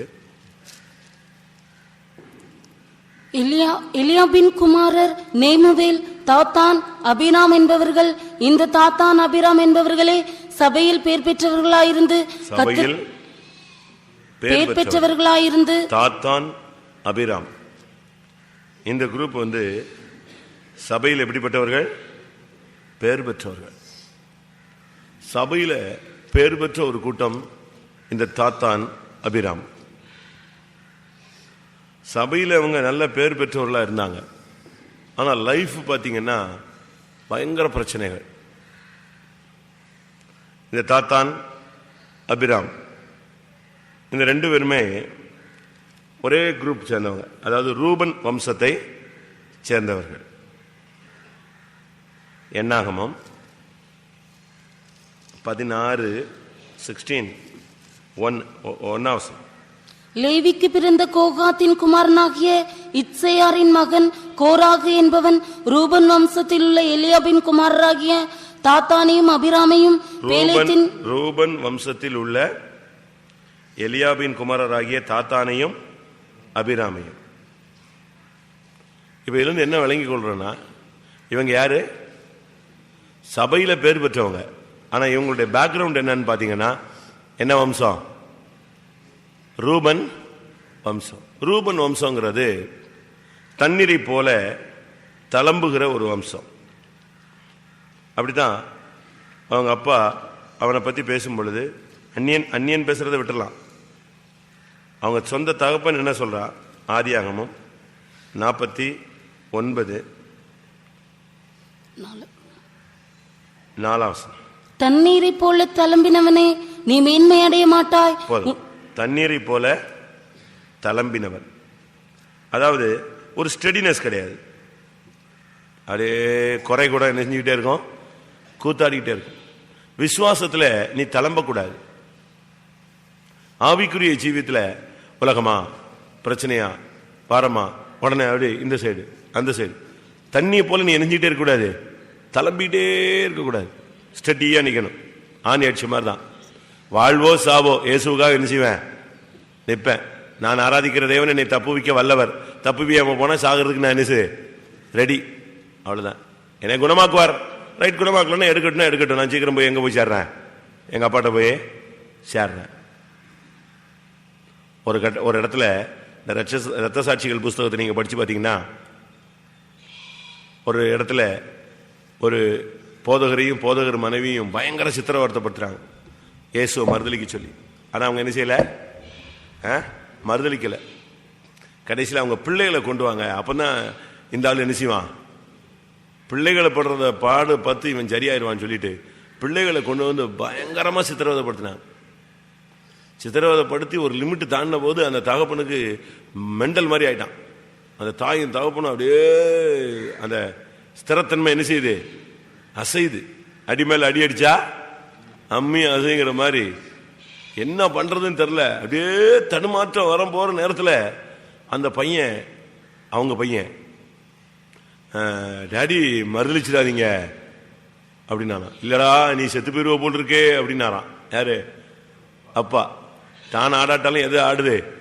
தசை ஆடுது. இல்லடா உன்னை கொண்டுருவாங்க போல் இருக்கே, என் கண்ணு முன்னால நீ போயிருவ போல் இருக்கேன். டாடி நான் போனா நான் ஏசா பாட்டை தான் என்ன செய்வேன்? போவேன். நீங்க எனக்காக நீங்க மறுதளிச்சீங்கன்னா உங்களை விடவும் மாட்டாங்க. அதனால நான் வேணா முன்னால போயிடுறேன். நீங்க மறுதளிக்காம இருந்து நீங்க எங்க வாங்க? பின்னால வாங்க. நானும் அப்பதான் அந்த தகப்பனுக்கு, சே இத்தனை வருஷம் நம்ம பிரசங்கம் பண்ணி நம்ம பிள்ளை நம்மளை ஜெயிச்சிட்டானே. அப்படி ஸ்டெடினஸ் ஆன பிள்ளைங்களும் இருக்காங்க, போதகர்கள் இருக்காங்க. நம்ம ஆளுங்க விசுவாசத்தில் எப்படி இருக்கிறோம்னு யோசிச்சு பாருங்க. சாத்ராக் மேஷாக் ஆபேத்நேகோ சொல்றாங்க, வாலிப பையங்க தான், எங்களை தப்புவிக்க வல்லவர். அப்படி தப்புவிக்கலையா? அப்ப என்ன பண்ணுவேன்? சாகிறதுக்கு நாங்க என்ன செய்யறோம்? ரெடியா இருக்கோம். அதுல என்ன தப்பு? ரெடி. யோசிச்சு பாருங்க. அப்படி ஒரு மரணத்தை அவங்க எதிர்பார்த்து நின்னாங்க. அதனால நாம் இந்த நாட்கள்ல ரொம்ப ஸ்டடியா இருக்க வேண்டிய காலம். சபையில நீ வந்துட்ட பிறகு, நீ சபையில ஒரு ஸ்தானத்துக்கு வரும்போது, நல்ல ஒரு விசுவாசிங்கிற ஸ்டாண்டர்டு பெயர் பெற்றவனா வரும் பொழுது, நீ ரூபன் புத்திரனா இருக்கக்கூடாது, கிளம்பிக்கிட்டே இருக்கக்கூடாது. ரூபன் பார்ட்டி எப்பவுமே கொஞ்சம் குழப்பம் பண்ணிக்கிட்டே இருப்பான். நீங்க எழுத்தின் பிரகாரமா யோசிக்கல. நியாயாதிபதிகளின் புஸ்தகத்தில் ரூபனுடைய பிரிவினைகளால் உண்டான மனோ விசாரங்கள் மிகுதி. நியாயாதிபதிகள் 5:18, 15 இல்ல 5:16 கடைசி, 15 கடைசி. ரூபனின் பிரிவினைகளால் மனோவிசாரங்கள் மிகுதி. 15 கடைசி. ரூபனின் பிரிவினைகளால் உண்டான இருதயத்தின் நினைவுகள் மிகுதி. இவங்க எல்லாம் உள்ள இருந்துகிட்டே குழப்பிக்கிட்டே இருப்பான். பிரிவினையின் ஒரு ஆவி. அந்த ரூபனுடைய ஸ்பிரிட் அவன் சந்ததியில வந்து எத்தனையோ தலைமுறை தாண்டி வந்தாலும் அந்த ஜீன்கள் அழியல. அந்த ஆவி மறுபடியும் அவனுடைய சந்ததிக்குள்ள புகுந்து இவன் எப்பமோ வந்த ஒரு சந்ததி அந்த ஜென்மஸ்வாவம் நெஞ்சிருச்சே வேலை செஞ்சிச்சு. ஒன்னு தாத்தான், மற்றொன்று யாரு? அபிராம். தாத்தான், அபிராம், இந்த ரெண்டுமே ரூபனுடைய குரூப். நமக்குள்ள பிரிவினைகள் இருக்கா? மற்றவங்களுடைய மனதை குழப்புகிற ஒரு ஆவி இருக்கா? தண்ணீரை போல தளம்பிக்கிட்டே இருக்கோமா? இல்ல விசுவாசத்துல ஸ்டடியா நிக்கிறோமா? எத்தனை விசுவாசிகள் தங்களுடைய வாலிப பையங்க பிள்ளைகள் எல்லாம் அப்படியே சத்தியத்துல சாக கொடுக்கறாங்க தெரியுமா? ஒரு இடத்துல ஒரு பிள்ளை காலேஜ் ஸ்டூடெண்ட் அப்படியே தெய்வீக சொத்துல நின்று செத்து போச்சு. அடுத்த நாள் அடக்கம் ஃபைத்தோம்ல. பாஸ்டர் எம்டி தாமஸ் தான் அங்க இருக்காரு. ஒரே திரண்டு வந்துட்டானுங்க ஃபைத்தோம் அடிச்சு கொண்டோம். என்னடா இது இப்படி ஒரு இதுன்னு. ஆனா அவங்க அப்படியே ஸ்டடியா நின்று அடக்கத்துக்கு ஒத்துழைச்சு கூட்டாங்க. யோசிச்சு பாருங்க. பிள்ளைகள்லாம் சும்மா இல்லை. தான் பெத்த பிள்ளைங்க 21 வயசு பொண்ணு, 22 வயசு பையன் அப்படி கண்ணு முன்னால சாகுறான்னா அப்படி இந்த சத்தியத்துக்காக அப்படி என்ன செய்றாங்க? அப்படியே விடுறாங்க. ரைட், சாப்பிட்டோம், பரலோகத்துக்கு போய் பார்த்துக்கலாம். அந்த அளவு நமக்கு ஒரு ஸ்டெடினஸ் வேணும். நீ ரூபனா இருந்தா உனக்கு அந்த ஸ்டெடினஸ் இருக்காது. டான்ஸ் தான். தண்ணீரை போல தளம்பிக்கிட்டே இருப்ப, குழப்பம் பண்ணிக்கொண்டே இருப்பாய். தாத்தான், அபிராம். தாத்தான்னா என்ன? தாத்தான் அப்படின்னா ஒரு நல்ல ஒரு நீர் ஊற்றுன்னு அர்த்தம். ஒரு ஃபவுண்டைன், ஒரு நீரூற்று. ஆனா நல்ல நீரூற்று இல்லை, நீரூற்று தான். ஆனா அவனுக்குள்ள சுரந்ததெல்லாம் என்னது? நீரூற்று. இன்னைக்கு பூமியில எத்தனையோ நீரூற்றுகள் இருக்கு. வெந்நீர் நீரூற்றுகள் இருக்கு தெரியுமா? ஆர்டிசியன் நீரூற்று. இதெல்லாம் நீங்க அதுவாட்டுக்கு நீங்க போய் பம்ப் பண்ணிலாம் அடிக்க வேண்டாம். என்ன செஞ்சுட்டே இருக்கோம்? தானாவே பூமியிலிருந்து வெளியே வந்துகிட்டே இருக்கு. இன்னும் வெந்நீர் நீரூற்றுகள் இருக்கு. ஆனா நம்ம ஆளுங்க வந்து கசப்பான நீரூற்றுகள். யாக்கோபுல படிக்கும் போது ஒரே ஊற்றுக்கண்ணிலிருந்து கசப்பும் தித்திப்பும் சுரக்குமா? ஆனா இங்கே சுரக்குதே. எப்படி? சில மாமரத்தில் பார்த்தீங்கன்னா ஒரு சைடில் மாங்கிற காய்ச்சல், இந்த ஒட்டு மரத்தில் சில இடத்துல மிஸ் ஆகிடும். ஒரு சைடு ஃபுல்லாக துவர்ப்பாக இருக்கும், ஒரு சைடில் பழுக்கிறதுலாம் எப்படி இருக்கும்? இனிப்பாக இருக்கும். யாக்கோபு 3:11 வாசி. ஒரே ஊற்றுக்கண்ணிலிருந்து தித்திப்பும் கசப்புமான தண்ணீர் சுருக்குமா? என் சகோதரரே, போதும், அப்படி வாசிங்க. என் சகோதரரே, அத்திமரம் ஒழுவ பழங்களையும் திராட்சை செடி அத்திப்பழங்களையும் கொடுக்குமா? அப்படியே உவர்ப்பான நீரூற்று தித்திப்பான ஜலத்தை கொடுக்க மாட்டாது. அதனுடைய சரியான அர்த்தம்னா துதித்தலும் சபித்தலும் ஒரே வாயிலிருந்து புறப்படுகிறதே. 10ஆம் வசனம் சொல்றான். ஒரே வாயில தேவனை துதிக்கிறோம், அதே வாயினால் தேவனை சபிக்கிறோம். அப்ப துதித்தலும் சபித்தலும் ஒரு ஊற்றுக்கண்ல இருந்து என்ன செய்யுது? வெளியே வருது. ஆனா வராத, உலகத்துல வராத, நமக்குள்ள தானே அப்படி வருது. நேற்று படிச்சோம் இல்லையா? அந்த தாய் அந்த பணம் காணலன்னு பயங்கரமா சபிச்சா. சபிச்சு முடிச்ச உடனே பையன் வந்து பணத்தை கொடுத்த உடனே அந்த பையனை உடனே என்ன செஞ்சா? ஆசீர்வதிச்சா. அப்ப துதித்தலும் சபித்தலும் எதுல வந்துருச்சு? ஒரே வாயிலிருந்து வந்துருச்சே. அதே மாதிரி நம்ம விசுவாசி இங்க இருக்கும்போது ஒரு டைரக்ஷன்ல டைமென்ஷன்ல ஒர்க் பண்றான். வெளியே போன உடனே இங்க தலையை காட்டுறான். சோத்திரம் சோத்திரம் சோத்திரம். அங்கதான் தெரியுது அதுக்கு என்ன இருக்கு. நம்ம வால் இல்லைன்னு நினைக்கிறோம். வெளியே போன உடனே எது வந்துருது? வால் வந்துருதே. தாத்தான் அவன் ஒரு நீரூற்று, தளம்புற ஒரு நீரூற்று. அபிராம், அபிராம் சொன்னா ஃபாதர்னு அர்த்தம். இந்த பிதாக்கள் இந்த மார்க்கத்தில் வந்தா சின்ன வயசா இருந்தாலும் நம்ம அந்த ஃபாதர்லி நேச்சர்ஸை கொண்டு வரணும். பிதாவின் சிந்தை, பிதாவின் மனது, பிதாவினுடைய உள்ளம் நமக்குள்ள வரணும். அப்பதான் அந்த பரிந்து பேசுதல், இரக்கம், போஷித்தல், பராமரித்தல், பாதுகாத்தல், இந்த மைண்ட் என்ன செய்யும்? வரும். அந்த பிதாவின் சிந்தை இல்லாம குழந்தையினுடைய சிந்தையை வச்சுக்கிட்டு நம்ம இந்த மார்க்கத்தில் இருந்தோம்னா நம்ம இந்த 3ஆம் கிளாஸ் பிள்ளைங்க மாதிரி சண்டை போட்டுட்டே அலைகும் எங்க பார்த்தாலும். மெச்சூரிட்டி ஆயிடுச்சுன்னா நம்ம எல்லாத்தையுமே தவிர்த்துருவோம். உண்மையா இல்லையா? ஒரு தாய் பாருங்க, அவர் சின்ன பிள்ளை தான், குழந்தை தனங்கள் எவ்வளவு உண்டு. அவளுக்கு ஒரு லிமிட்டுக்கு பிறகு கல்யாணம் கட்டி வச்சிடறாங்க. கல்யாணம் கட்டி வச்ச பிறகு அவளுக்கு குழந்தை பிறகுது, அவள் தாயாய் மாறிடுறா. அதுக்கு பிறகு அந்த மெச்சூரிட்டி வந்த பிறகு, அந்த தாயின் தன்மை வந்த பிறகு அவளுடைய மைண்ட் ஃபுல்லா இந்த குழந்தைய பாதுகாக்கணும். அது மட்டும்தான் என்னது. அதுக்காக நீ அதை சாப்பிடக்கூடாது, ரைட்டு, இதை சாப்பிடாத, இதை சாப்பிட்டா குழந்தைக்கு பாதிப்பு, வேண்டாம், அது கிடக்குது கழுது, அதுக்காக நான் ஜோதையை சாப்பிடாம இருக்க முடியுமா அப்படின்னு எந்த தாயாவது சொல்றாளா? சொன்னா தாய் இல்லை, அது பேய். அப்படித்தானே?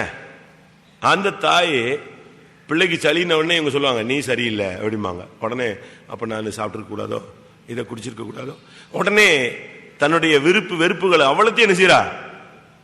தியாகம் பண்றா. அதுபோல இந்த மார்க்கத்தில் வந்த பிறகு ஒரு ஃபாதர்லி நேச்சர், பிதாவின் சிந்தை இருக்கணும். பிதாவுடைய மைண்ட் நமக்குள்ள வரணும். உன் பிதா பூரண சர்க்குணர், உன் பிதா தயாளன், நீ யாரா இருக்கக்கூடாது? வன்கணனா இருக்கக்கூடாது. ஒரு சிலருக்கு தான் குடும்பத்துக்கு கூட சோறு அரிசி வாங்கி போட மாட்டான். 12 ரூபா, 8 ரூபாய், 3 ரூபாய் அப்படிலாம் கொடுப்பாங்க. இந்த எண்ணி அப்படிலாம் இருக்கக்கூடாது. ஒரு ஒரு ப்ராட் மைண்டு உனக்கு வேணும். ஒரு சிலர் பூட்டி வச்சுக்குவாங்க தான் ரூமில், கட்டில் கட்டியில் ஸ்ட்ராங்காக பூட்டி வச்சுக்குவாங்க, மற்றவனுக்கு சோறு கொடுக்காம. அது அங்கே அழுகி நாரி பூசணம் புத்து அப்படி கிடக்கும். ஆனாலும் கொடுக்கக்கூடாது. அது ஒரு ஆவி. நீ பிதாவா மாறு. உன் பிதா உருக்கும் இறக்கவுமாய் மன்னித்தவர்களுக்கு மன்னிக்கிறது போல நீங்களும் ஒருவருக்கு ஒருவர் மன்னியுங்கள். அபிராம் தானே? அபிராம் அப்படின்னா பிதா. ஃபாதர்லி நேச்சர் நமக்கு வேணும். இவனும் ரூபன் கோத்திரம் தான். இவங்க 2 பேருமே ட்வின்ஸ் மாதிரி. ட்வின்ஸ் இல்லை, ஆனால் என்னதே ட்வின்ஸ் மாதிரி. அப்படியே சேர்ந்துக்குவாங்க. ஒரே பிளேட்டில் சோறு சாப்பிடுவான், ஒரு ட்ரெஸ்ஸை மாற்றி போட்டுக்குவாங்க. எங்கே பார்த்தாலும் அபிராமை பார்த்தா யாரை பார்க்கலாம்? தாத்தானை பார்க்கலாம். தாத்தானை பார்த்தா யாரை பார்க்கலாம்?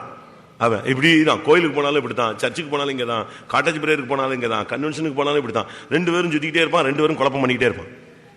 இவன் 2 பேரும் சேர்ந்துட்டானா எவனையோ கொளுத்து வைக்க போறான்னு அர்த்தம். அப்படி ஆவி இருக்கா?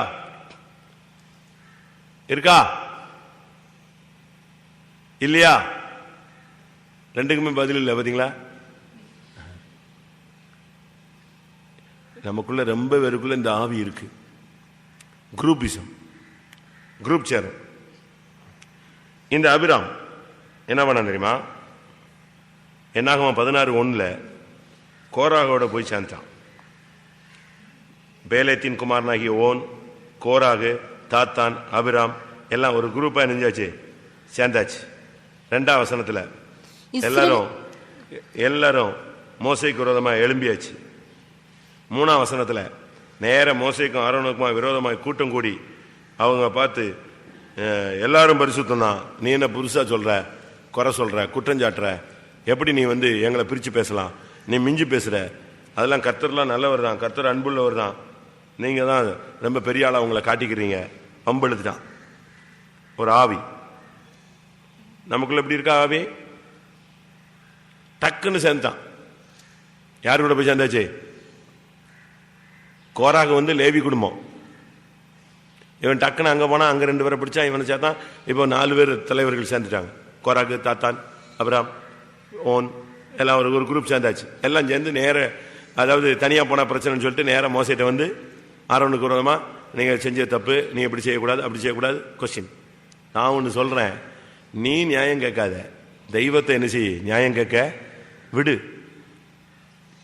நீ நியாயம் கேட்டா அவர் விட்டுருவார். சரி நீ கேளு, நீ பேசி முடிச்சுருவார். நம்ம தான் பேசி முடிக்க முடியாதுல்ல. நீ தெய்வத்தை நியாயம் கேட்க விடு. தேவனுக்கு கண்ணு இல்லையா, காது இல்லையா? அவருக்கு எல்லாம் தெளிவா இருக்கு. அவருடைய கண்களுக்கு மறைவானது ஒண்ணுமே கிடையாது. அவர் ஒரு டைம் வச்சிருக்காரு, அப்பாயின்மெண்ட் டைம் ஜட்ஜ்மெண்ட்டுக்கு. அப்போ செய்வார். நீ பொறுமையா இரு. ஒரு மனுஷன் சொல்றான், என் காரியத்தை அவர் மேல் சாட்டி விட்டேன், அவ்வளவுதான். அதுக்கு பிறகு யார் தான் பொறுப்பு? அப்படி இருக்கா வசனம்? என் காரியத்தை அவர் மேல் சாட்டி விட்டேன், அங்க சொல்லியாச்சு, அவ்வளவுதான். இப்ப யாராவது காசு கேட்கணுமாங்க, காசு கொடுக்கணுமாங்க, நீ அவன்கிட்ட வாங்கிக்கோன்னு சொல்லிடுவாங்க. அது பிறகு இவங்களுக்கு அந்த பேர்டன் கிடையாது. எங்கதான் அவன் காசு கேட்கிறவன் எங்க போய் கேட்பான்? அங்க இருக்கா? அப்படி வசனம் இருக்கா? என் காரியத்தை நான் அவர் மேல் சாட்டி விட்டேன். ஆண்டவர் மேல சாட்டிடு, அவர் பார்த்துக்குவார். நீ போய் மூட்டிட்டு கிடக்க வேண்டிய அவசியம் இல்லை. பயங்கர பிரச்சனை உண்டு பண்ணிட்டாங்க எல்லாரும் சேர்ந்து. கோராக லீடர் ஆக்கி தாத்தா அபிராம்லாம் கொண்டு போய் அவனை பூஸ்ட் பண்ணி விடாத அப்படின்னு, அவன் இவனை பிடிக்க, இவன் அவனை பிடிக்க, எல்லாம் குரூப்பா சேர்ந்து நியாயம் பேசிடணும், விடாத கேட்கணும். மோசே சும்மா இப்படி சுத்திட்டே இருப்பான், ஏதாவது பண்ணிட்டே இருப்பான். ஆரோனை விடக்கூடாது. இவங்க அண்ணன் தம்பி சேர்ந்து என்னவோ பண்றானுங்க, போட்டு கிளப்பி விட்டான். சரி, பிரச்சனை உச்சகட்டத்துக்கு வந்துருச்சு. இப்போ மோசே சொல்றான், வாப்பா நம்ம என்ன செய்யலாம், பேசலாம், வா. எரேமியா 20:12 பாத்துருங்க. சாட்டி விட வேண்டியவங்களாம் யாரெல்லாம் சாட்டி விடணும்னு ஆசைப்படுறீங்களா சாட்டி விட்டுருங்க. ஆனாலும் நீதிமானை சோதித்தறிந்து உள்ளந்திரியங்களையும் இருதயத்தையும் பார்க்கிற சேனைகளின் கர்த்தாவே, நீர் அவர்களுக்கு நீதியை சறுக்கட்டுகிறதை காண்பேனாக. என் காரியத்தை உம்மிடத்தில் சாட்டிவிட்டேன். சொல்றான் பாத்தீங்களா எரேமியா? நீதியை செய்கிற தேவனே, நீதியை சரி கட்டும், நான் அதை பார்க்கிறேன். ஆனா என் காரியத்தை என்ன செஞ்சாச்சு? என் காரியத்தை உம்மிடத்தில் சாட்டி விட்டேன். ரைட், முடிஞ்சுது. சில பிரச்சனைகள் தீரவே தெரியாது. கோர்ட்ல போட்டவனே, கோர்ட்ல போட்டில்ல ஒருத்தன் அனுமானம் பேச மாட்டான், போன்னு சொல்லி விட்டுருவான். அதே மாதிரி நீ தேவனுடைய கோர்ட்ல விட்டுரு. ஆண்டவருடைய கோர்ட்ல விட்டுட்டீங்கன்னா ஆண்டவர் என்ன செய்வாரு? அவர் கரெக்ட் நேரத்தில் அழகா ஜட்ஜ்மெண்ட் கொடுப்பாரு. என் காரியத்தை அவர் மேல் சாட்டி விட்டேன். சரி, இப்ப பிரச்சனை உச்சகட்டத்துக்கு வந்த உடனே மோசே சொல்றான், வாங்கப்பா பேசலாம். அதெல்லாம் வர முடியாது. நீ என்ன கூப்பிடுறது? என்னாகமம் 16:12. பின்பு மோசே எலியாபின் குமாரராகிய தாத்தானையும் அபிராமையும் அழைத்தனுப்பினான். அவர்கள் நாங்கள் வருகிறதில்லை. அவர்கள் நல்ல தமிழ் அழகா வாசிக்கணும். அவர்கள் என்ன சொன்னாங்க? அவங்க என்ன சொன்னாங்க? நாங்க வர்றதில்லை. நீ என்ன கூப்பிடுறது? ஒரு சிலர்லாம் போய் சொல்லுவோம், எங்க உங்களை பாஸ்டர் கூப்பிடுறாரு. ஆஹா, நான் வரமாட்டேன். உங்க வீட்டுக்காரர் கூப்பிடுறாரு, வேண்டாம். உங்க அக்கா கூப்பிடுறாங்க, வரமாட்டேன். இப்படி இப்படி ஆவி இருக்கா நமக்கு? அவன் கூப்பிடறான் பாருங்க. மோசே போய் கூப்பிடுறான், ஏப்பா வாங்க, எலியாபின் குமாரராகிய தாத்தானே, அபிராமே வாங்க பேசலாம். அண்ணன் தம்பி தானே, நீங்க வாங்க. நாங்க வரமாட்டோம். 14ஆம் வசனத்துல சொல்றான், இந்த மனுஷருடைய கண்களை பிடுங்க பாக்குறியா? நாங்கள் வருகிறதில்லை, வரமாட்டோம். சமாதானத்துக்கு கூப்பிட்டா வர்றதில்லை, ஒப்புரவாகுறதுக்கு கூப்பிட்டா வர்றதில்லை, ராபோஜனம் எடுக்கவான்னு சொன்னா வரமாட்டான், கூட்டத்துக்கு வான்னா வரமாட்டான், போயிட்டே இருப்பான். வரமாட்டியா? மோசையை கூப்பிட்டு வரல. ஆனா மோசை என்ன பண்ணான் தெரியுமா? மோசையை போனான். அப்படித்தானே?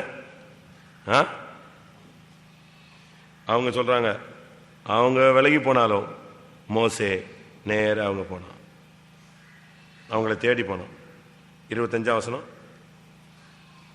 உடனே மோசே எழுந்திருந்து தாத்தான் அபிராம் என்பவர்களிடத்தில் போனான். இவனை கூப்பிட்டாங்க, 2 பேரும் வரலையே. இப்ப யாரு போறா? பெரியவங்க தான் இப்ப தாழ்ந்து போக வேண்டியிருக்கு. சின்னவங்க எல்லாம் தாழ்ந்து போற மாதிரி எல்லாம் இப்போ இல்ல. மோசையை கூப்பிட்டு விட்டா வர்றதில்லை. மோசை வேற வழி இல்லாம சின்ன பிள்ளை மாதிரி எங்க போனா? அங்க போய் பேசினா, இல்லப்பா நீங்க அப்படிலாம் இல்ல, இப்படிலாம் இல்ல, நீ என்கிட்ட எங்கிட்ட ஒன்னும் சொல்ல வேண்டியதில்லை, போன்ட்டான். எப்படி இருக்கும்? அப்போ மோசே சொன்னா, ரைட், அப்படியானால் எல்லாரும் அவர்களை விட்டு என்ன செய்யுங்கள்? விலகுங்கள். நல்லா புரிஞ்சுக்கணும், சில விசுவாசிகள் செய்யற தவறுக்கு அவங்க குடும்பம் ஃபுல் சப்போர்ட் பண்ணுது. மனைவி சப்போர்ட்டு, மனைவி தப்பு செஞ்சா புருஷன் ஃபுல் சப்போர்ட்டு, பிள்ளைங்க தப்பு செஞ்சா அந்த தாய் தகப்பனுக்கு ஒரு அறிவு இல்லாம, தம்பி நீ அப்படி செய்யக்கூடாதுன்னு சொல்லாம, அது எப்படி என் பிள்ளை எப்படி பண்ணலாம்? கேட்கறாங்களா? கேட்கறாங்களா? இல்ல கேட்டீங்களா? அப்படி ஒரு ஆவி இருக்கா? யோசிச்சு பாருங்க. பையன் தப்புன்ட்டான்னா தப்பு உடனே கிளியர் பண்ணிட்டு, தம்பி நம்ம செஞ்சது தப்புடா, நீ இப்படி செஞ்சிருக்க கூடாது, இப்படி பேசிருக்க கூடாது, அப்படின்னு சொல்லி அவனை கிளியர் பண்ணணும். மனைவி என்னை அப்படி பண்ணிட்டாங்க இப்படி பண்ணாங்கன்னா, சரி விடு, கத்தரை பார்த்துக்கோ. புருஷன் எது அப்படி இல்லை, உன்னை அப்படி கேட்டாங்களா, அதான் நினைச்சேன், விடாத. குரூப் மொத்த குரூப்பும் சேர்ந்து சாவுறதுக்கு முடிவு பண்ணிட்டாங்கன்னு அர்த்தம். இது மொத்த குடும்பமும்.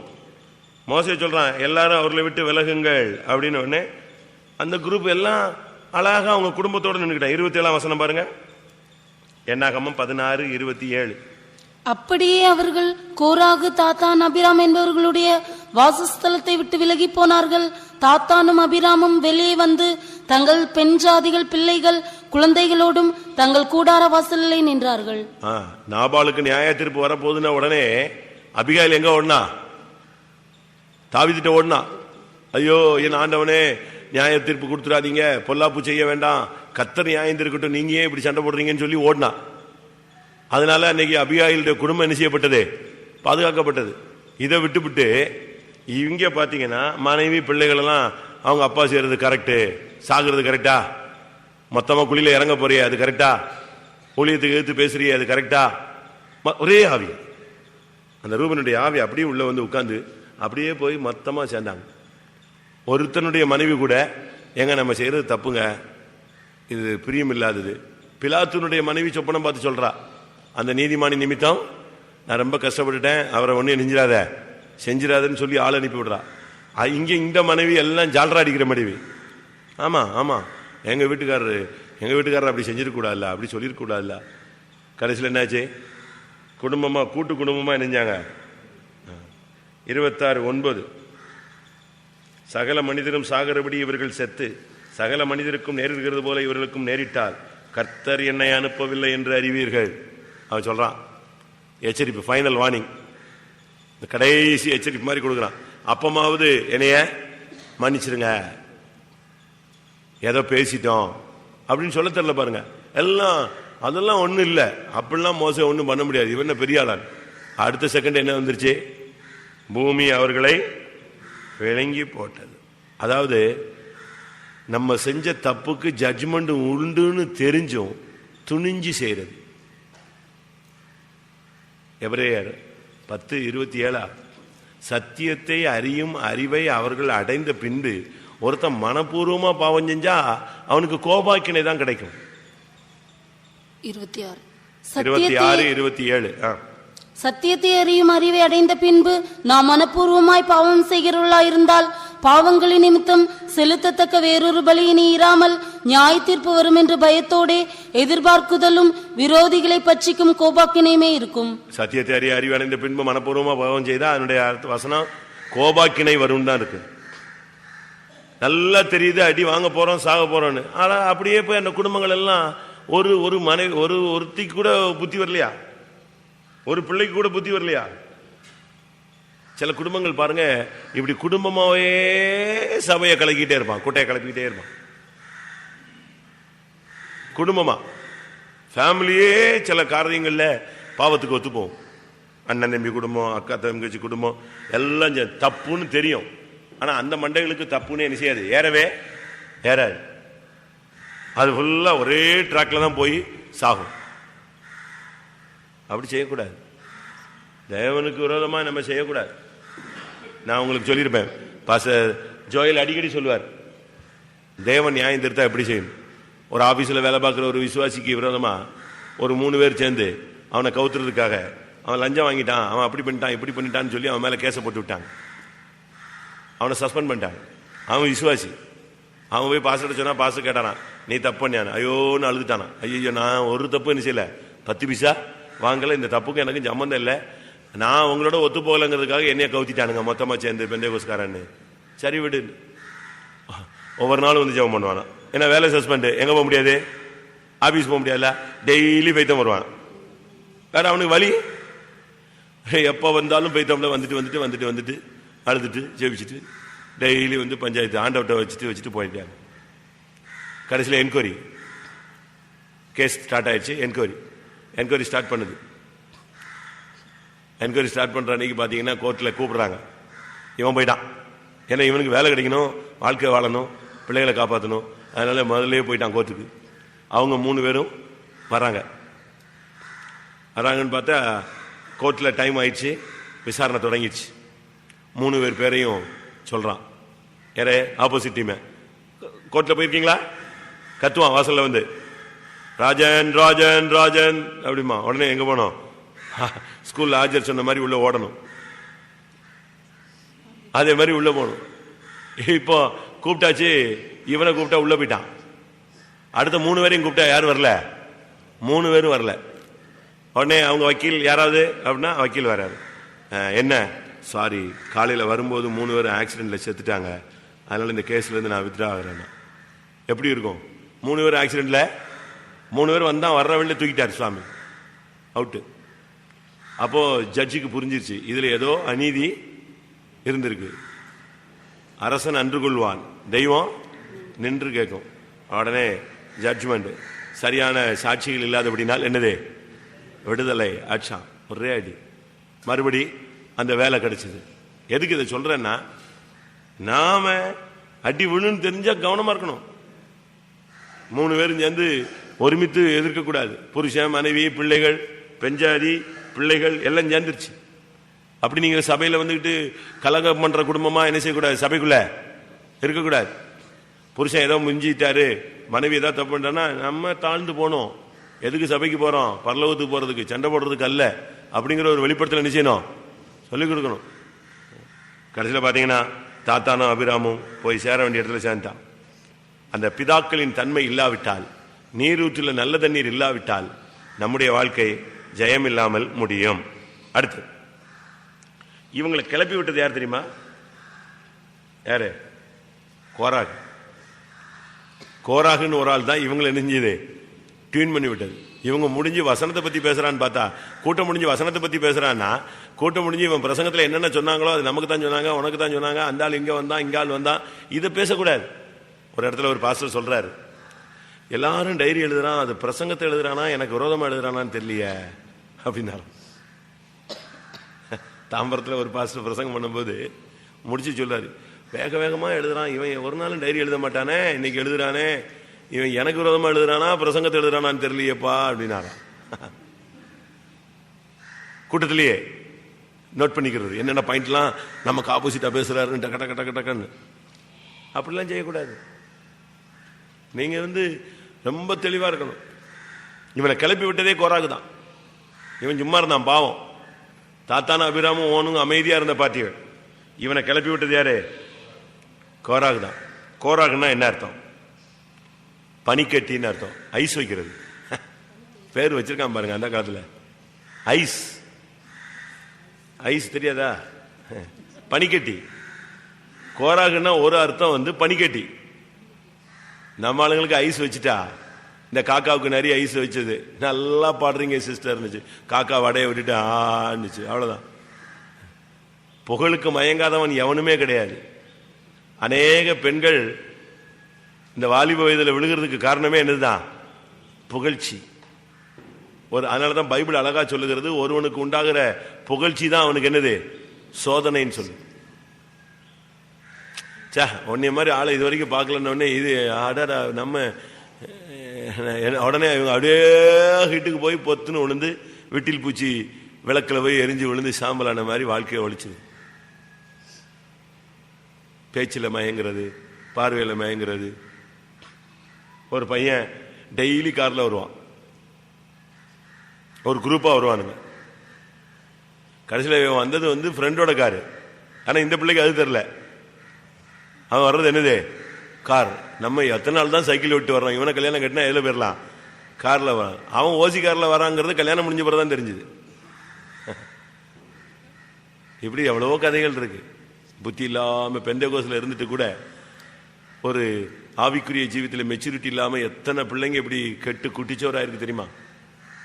கோராகு அப்படின்னா பனிக்கட்டி, ஐஸ்.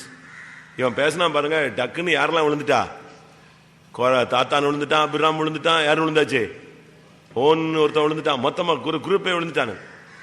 சாகுற வரைக்கும் அந்த ஐஸ் வச்சதுல அப்படி உருகிட்டே இருந்தானே தவிர ஒருத்தனுக்காவது காமன் சென்ஸ் இல்லாவிட்டா பெர்சனலா சொல் புத்தி சுய புத்தி ஏதாவது வேலை செய்யுதுன்னா அப்படியே அவன் சொன்னதுக்கெல்லாம் தலையாட்டிட்டே போனாங்க. சாவுறான். அப்படி தலையில எல்லாம் எல்லாம் மொத்தமா போய் விளையாடியாச்சு. கோராகு அப்படி ஆவி இருக்கா நமக்குள்ள? கோராகினுடைய மெயின் எஃபெக்ட் என்னன்னா, கொஸ்டின் பண்ணுவான். கொஸ்டின் அவனுடைய மெயின் தாட் என்னன்னா, கேள்விகளை எழுப்புதல். அதான் அவனுடைய மெயின். அவன் மோசேக்கு முன்பாக எழும்பி மோசேக்கு விரோதமாய் கூட்டம் கூடி, நீங்கள் மிஞ்சி போகிறீர்கள், ஜனங்கள் எல்லாரும் பரிசுத்தமானவர்கள். அவ்வளவுதான். கொஸ்டின் எழுப்பிடுவான். ஒன்னு கூட்டம் கூடுறது, இவன் தான் லீடர். அது நம்முடைய சபையில் ஒரு 4-5 பேர் இருப்பாங்க. எல்லா சபையிலையும் அது என்ன சபையினுடைய சாபமா என்ன கழுதி தெரியல, எல்லா சபையிலையும் ஒரு 2 பேர் குழப்பவாதி, 2 பேர் பின்மாற்றக்காரன், 2 பேர் சபையில பல்ல காட்டுறவன், ஒரு 2-3 பேர் பல்ல காட்டிட்டு சிரிச்சுட்டு அலையும். இப்படி ஒரு குரூப் சபையில இது என்னன்னு தெரியல. இந்த யாக்கோபுக்கு 13 பிள்ளைங்க மாதிரி தான் இங்கேயும் சபைக்குள்ள ஒவ்வொன்றும் ஒவ்வொரு டிசைன்ல தான் உள்ள வந்திருக்கு. இவன் லீடர்ஷிப், இவனுக்கு இந்த லீடர் ஆவி. தான் சொன்னா கேட்கணும் மற்றவன். அதுக்கு யாரு வசமா மாட்டினது? யாரு தான்? தாத்தானோ அபிரகாமும் சிக்கனா. இவன் என்ன சொல்றானோ ஆமாங்க, அண்ணன் சொன்னா சரிதான், அக்கா சொன்ன. ஒரு சிலருக்கு இந்த மற்றவங்களை டாமினேட் பண்ற ஒரு ஸ்பிரிட் இருக்கும். ஈவன் ஒர்க்கர்ஸ்ல கூட, பிலீவர்ஸ்ல கூட, சில குடும்பங்களில் சகோதரிகளுக்கு அந்த டாமினேட் ஸ்பிரிட் இருக்கும். அங்க புருஷன் எதிர்த்தே பேச முடியாது. ஏங்க உட்காருங்க, நான் உட்கார்ந்தானே இருக்கேன் அப்படிமா. நான் ஏற்கனவே உட்கார்ந்தான் இருக்கேன். ஏன்னா அங்க யாரு தலைவி? யாருதா? புரட்சி தலைவி யாருதா? இதுதான். நான் ஒரு கடைக்கு போனேன், நான் சும்மா சொல்லல, உண்மையை சொல்றேன். நம்ம விசுவாசி கடைக்கு, ஒரு பெரிய கடைக்கு போனேன். அப்போ அவர்கிட்ட சும்மா பேசிட்டு இருக்கும்போது அவர் சொல்றாரு, பிசினஸ் டாக்டிக்ஸ் எப்படின்னா, ஃபேமிலியா வருவாங்க. அவர் சொல்றாரு, உண்மையை சொன்னது சொல்றேன், ஃபேமிலியா வருவாங்க கடைக்குள்ள.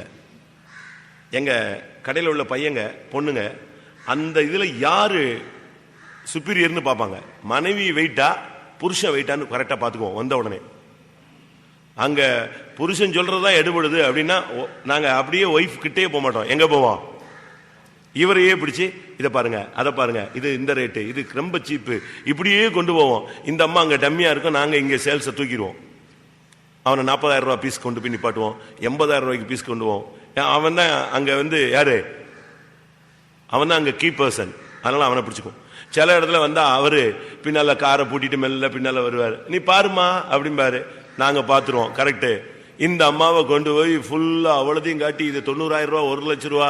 ரொம்ப சிம்பிளுங்க. இதை மாதிரி உலகத்துல ஒருத்தனுமே போட்டதில்லை. நீங்க தான் போட்டாமா, இவங்க 1,00,000 ரூபாய்க்கு வாங்கிட்டு போயிருவாங்க. அவரு பில்லை கட்டிட்டு கிரெடிட் கார்டை கொடுத்துட்டு இல்ல ஏடிஎம் ஏதாவது ஒரு கார்டை கையில கொடுத்துட்டு என்ன செய்வாரு? கார் இதுவாரு. எங்களுக்கு சேல்ஸ். அதே இடத்துல சில வீட்டுல பையனோ பொண்ணோ வருவாங்க. ஃபுல் பவர் யார்கிட்ட இருக்கும்? ஒத்தைக்கு ஒரு பையனா இருப்பான், ஒத்தைக்கு ஒரு பொண்ணா இருக்கும். அவ சொல்றத அங்க ஆடும். கரெக்டா பார்ப்போம். நீ என்னமா சொல்ற அப்படிம்பாங்க பொண்ணை. நாங்க பொண்ணை கேப்சர் பண்ணிக்குவோம். இவங்க 2 பேரையும் ஓரம் கட்டி விட்டுருவோம். அம்மாவும் அப்பாவும் சேர் போட்டு உட்கார வச்சுட்டு இவளை கொண்டு போய் அதை காட்டி இதை காட்டி மொத்தமா முடிச்சிடும். பிசினஸ் மேனேஜ்மெண்ட் எப்படி இருக்கு பாத்தீங்களா? எப்படி? எனக்கு அப்பதான் யோசிச்சேன், இந்த டாக்டிக்ஸ் நம்ம ஆளுங்களுக்கு தெரியல. ஒரு புதிய ஆத்மா வந்தா போய் பிடிக்க தெரியல. பிடிக்க தெரியுதா? ஒரு சகோதரிகள் வந்தா சகோதரிகள் போய் பிடிக்க தெரியல. ஒரு சகோதரர் புதுசா வந்தானா போய் பார்க்க தெரியல. ஒரு வாலிப பையன் வந்தானா எங்க இருந்து நான் வர்றீங்கன்னு போய் கேட்கறதுக்கு என்ன கிடையாது? ஆள் கிடையாது. நான் எதுக்கு இதை சொல்றேன்? நம்முடைய பாயிண்ட் நம்ம புரிஞ்சுக்கணும். அங்க கோராகு தான் லீடர், நான் சொன்னா கேட்கணும். இப்படி ஒரு ஆவி குடும்பத்தில் ரொம்ப குடும்பங்கள்ல இருக்கு. அது கோராகினுடைய ஸ்பிரிட். அடுத்து இவங்களுடைய ஆவியில உள்ள போராட்டம் என்னன்னா, நாங்கள் ஊழியம் செய்ய வேண்டும். அதான் அவங்களுடைய ஸ்பிரிட்ல உள்ள போராட்டமே. அதுதான், நாங்க ஊழியம் செய்யணும். என்னாகம 16:40 ஜட்ஜ்மெண்ட் வருது பாருங்க.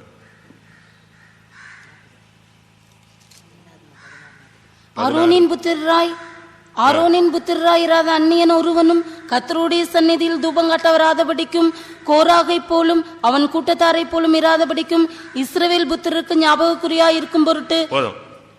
கர்த்தருடைய சந்நிதியில அந்நியன் தூபம் காட்ட வரக்கூடாது. அந்நியன் தூபம் காட்ட என்ன செய்யக்கூடாது? வரக்கூடாது. தூபம் காட்டுறதுங்கிறது அதாவது மிஞ்சி அதாவது நமக்குன்னு ஒரு லிமிட் இருக்கு. அந்த லிமிட்டை தாண்டி போறது தான் என்னது? பாவம். எனக்கு ஒரு லிமிட் இருக்கு. இந்த சென்டர் ஊழியத்தில் எனக்குன்னு ஒரு லிமிட் இருக்கு. இந்த லிமிட்டை தாண்டி நான் என்ன செய்யக்கூடாது? நான் போகக்கூடாது. அதுக்கு அந்த லிமிட்டை தாண்டி அதுக்கு பிறகு யாரு தான்? அது அது யார் பொறுப்பு? பெரிய பாஸ்டர் பொறுப்பு. அதே மாதிரி குடும்பத்தில் மனைவிக்குன்னு ஒரு லிமிட் இருக்கு, புருஷனுக்குன்னு ஒரு லிமிட் இருக்கு, பிள்ளைகளுக்குன்னு ஒரு லிமிட் இருக்கு. அதே மாதிரி வனாந்தர பயணத்தில் அந்த யோர்தான்ல நீ கால் வச்ச பிறகு, ஆசாரியன் கால் வச்சா நீ ஒரு லிமிட்ல தான் என்ன செய்யணும், தாண்டி தான் போயிட்டே இருக்கணும். அந்த லிமிட்டை தாண்டும் போது எல்லாமே அளவுக்கு மிஞ்சினால், சொல்லுங்க, அளவுக்கு மிஞ்சிட்டா அமிர்தம் நஞ்சுதான். நீ செய்யக்கூடாது அப்படின்னா நீ போகக்கூடாது. கடலுக்கு ஒரு லிமிட் வச்சிருக்காரு, இல்லைன்னா அது எங்க வந்துடும், வீட்டுக்கு வந்துடும். அதுக்கு மிஞ்சி இம்மட்டும் நில், மிஞ்சி வராதே என்று கர்த்தர் ஒரு லிமிட் வச்சிருக்காரு.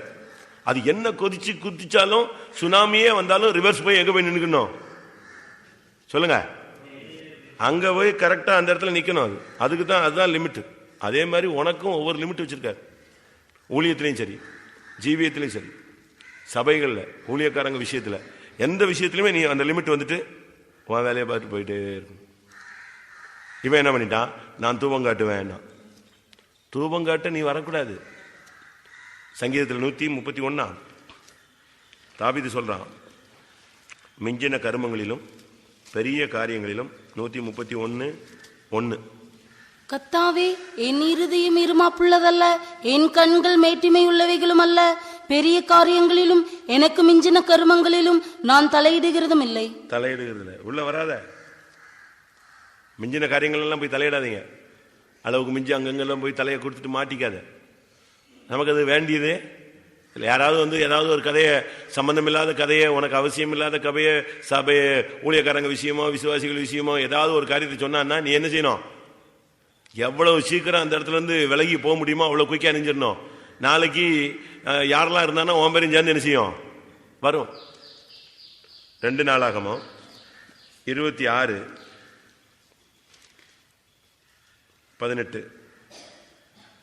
ராஜாவாகிய உசியாவோடு 16, 17, 18.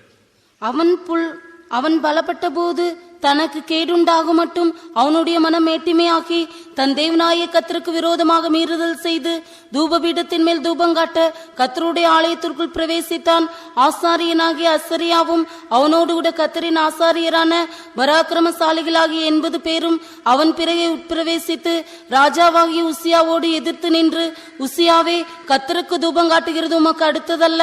தூபங்காட்டுகிறது பரிசுத்தமாக்கப்பட்ட ஆரோனின் குமாரராகிய ஆசாரியருக்கே அடுக்கும். பரிசுத்த ஸ்தலத்தை விட்டு வெளியே போம், மீறுதல் செய்தீர். இது தேவனாய கர்த்தராலே உமக்கு மேன்மையாக லபியாது என்றார்கள். அப்பொழுது உசியா கோபம் கொண்டான்.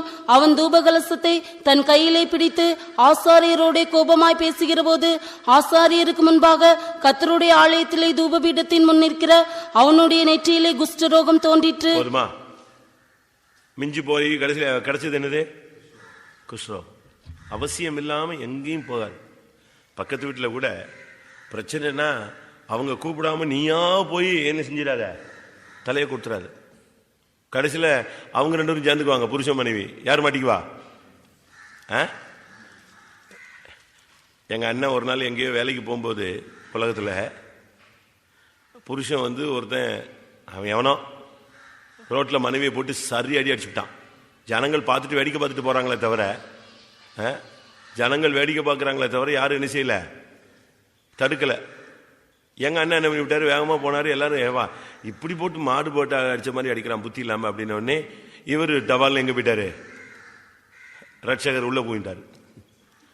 பசுக்குன்னு உள்ள போய், ஏய் அறிவு இருக்கு, அறிவு இல்லை உனக்கு, அறிவு இருக்கா? மனைவியை அடிக்கணும் ஏதாவது பிரச்சனைனா எங்க போய் செய்ய, வீட்டில் நடு ரோட்டில் வச்சு இப்படி பண்றேன்னு. உனக்கு என்னன்னா ஒரே அறா அறிஞ்சுக்கிட்டாரு. யார? அவனை அடிச்சுக்கிட்டாரு. பப்ளிக்ல வச்சு தன்னை இப்படி திருப்பிட்டானே. என் மனைவி நான் அடிப்பேன்னா ஒரே அடி. அவனை பொத்துன்னு கீழே விழுந்துட்டான். இவர் போயிட்டாரு. அன்னைக்கு சாயங்காலம் எங்க அம்மாட்ட பஞ்சாயத்து. அந்த பொண்ணு வந்தா. யாரு? அடிபட்ட அந்த பொண்ணு, ரோட்ல அடிபட்டவ எங்க அம்மாட்ட வந்து, டீச்சர் உங்க தம்பி வந்து உங்க பையன் வந்து எனக்கு சப்போர்ட் பண்ணாரு, இப்ப எங்க வீட்டுக்காரரு எப்படி ரோட்ல வச்சு என்னைய அடிச்சு உன்னைய காப்பாத்துவான், அவனுக்கும் உனக்கு என்னன்னு இப்ப திருப்பிட்டான். ரைட்டு, எப்படி போயிடுச்சு பாத்தீங்களா கதை? அப்படி இப்படி சுத்தி இப்படி வந்துருச்சு. இதுதான் எங்க அம்மா எங்க அண்ணனை கூப்பிட்டு, உனக்கு எதுக்குடா இந்த வேலை? ஏமா எல்லா பயிலும் முட்டாள் மாதிரி பார்த்துக்கிட்டு இருந்தா, நான் தான் பாவம் அந்த பொண்ணு அடி வாங்குதுன்னு சொல்லித்தான் நான் என்ன செஞ்சேன், சப்போர்ட். இப்படிதான் இருக்கும். நம்ம எங்கேயாவது போய் தலையிடுவோம், கடைசியில் நம்ம தலையில மிளகா அரைச்சிடுவான். அதனால சபையில ஊழியத்துல எங்கேயாவது ஏதாவது பிரச்சனைன உடனே எங்க போயிடாத, கோராக்கு உள்ள நுழைஞ்சிடாத. கடைசியில அவனுடைய வாழ்க்கை அநேகருடைய சாவுக்கு இவன் காரணமா மாறினான். இவன் சாவுக்கு மாத்திரம் இல்ல, இவன் செத்தது பத்தல்ல, இவன் மனைவி, இவன் பிள்ளை, தாத்தான் மனைவி பிள்ளைகள், அபிராம் மனைவி பிள்ளைகள், அவனுடைய மனைவி பிள்ளைகள், ஒரு பெரிய சகாப்த சந்ததிகளே அழிவதுக்கு இவன் காரணமா இருந்தான். என்னாகமம் 16:49. கோராகின் காரியத்தின் நிமித்தம் செத்தவர்கள் தவிர, அதாவது சபையில ஒரு சின்ன பிரச்சனைனா அது மற்றவர்களுக்கு தெரியும் போது அநேகருக்குள்ள ஆவிக்குரிய மரணம் உண்டாகும். அதாவது நல்லா கவனிங்க, சபையில ஒரு சின்ன பிரச்சனைன்னு சொன்னா அதை நம்ம டெவலப் பண்ணும்போது அது மற்றவங்களுக்கு தெரிய தெரிய எல்லாருக்கும் என்ன உண்டாகும்? தவறான அபிப்பிராயங்கள் உண்டாகும், மாற்று கருத்துகள் உண்டாகும். ஒருத்தன் நன்மை பேசுவான், ஒருத்தன் தீமை பேசுவான், ஒருத்தன் இது சரியில்லைம்மா, ஒருத்தன் இது சபையே சரியில்லைம்மா, இதுல பாஸ்டர் என்ன பண்ணாருமா, இப்படியே கேட்டு கேட்டு கேட்டு இதுல செத்தான்னு சொன்னா அநேகர் திட்டுப்பட்டுருவாங்க, ஆவிக்குரிய மரணம் உண்டாய். அதனாலதான் சபையில பிரச்சனைகளை நம்ம பேசுறதுக்கு அனுமதிக்கிறது இல்லை. சபைன்னு சொன்னா உட்காந்து பஞ்சாயத்து கூடுற இடம் இல்லை, இது புனிதமான இடம். வந்தையா தேவனை ஆராதிச்சியா அலேலியா போட்டு போயிட்டே இருக்கு. ஆனா ஒரு சிலர் இங்க வந்துகிட்டு இங்க ஆராதிக்கிற இடத்துல வாக்குவாதம் பண்ணி பிரச்சனைகள் பண்ணும்போது அநேகர் இதுல மரணத்தை சந்திப்பார்கள். யூதா 11 பார்க்கும் பொழுது கோராகு எதிர்த்து பேசின பாவத்துக்குள்ளாகி கெட்டுப்போனான். இவர்களுக்கு ஐயோ, இவர்கள் காயினுடைய வழியில் நடந்து பிலேயாம் கூலிக்காக செய்த வஞ்சகத்திலே விரைந்தோடி கோரா எதிர்த்து பேசின பாவத்துக்குள்ளாகி கெட்டு போனார்கள். எதிர்த்து பேசுறது ஒருவேளை நியாயம் பேசுறது மாதிரி இருக்கும். நம்ம தானே கேட்கணும், வேற யார் கேட்பா அப்படின்னு நீ கேட்ப. ஆனா எதிர்த்து பேசுறது பைபிள் படி என்னது? பாவம். கடைசியில நீ தான் கெட்டு போவ, அப்படிதான் பைபிள் சொல்லு. சரி, இது ஒரு குரூப். இது இன்னொரு குரூப்பை பத்தி பழைய ஏற்பாட்டில் சொல்லாம புதிய ஏற்பாட்டில் சொல்லியிருக்கு. மோசைக்கு ஆப்போசிட்டா எழுதுனது யாரு?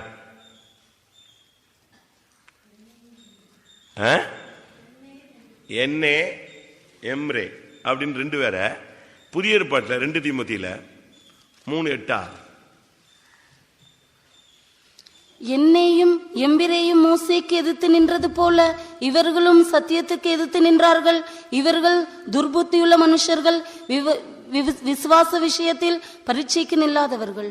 எங்க பாருங்க, பழைய ஏற்பாட்டில் இவங்களை பத்தி என்ன இல்ல நமக்கு தெரியல. ஒருவேளை வேற பேர்ல இவங்க பேர் ஏதாவது மருவி இருக்குமோன்னு தெரியல. இல்ல இந்த குரூப்ல இந்த ஓன் அப்படின்னு ஒருத்தர் இருக்கான், அவனா, அதுக்கு தேடி கண்டுபிடிக்கலாம்.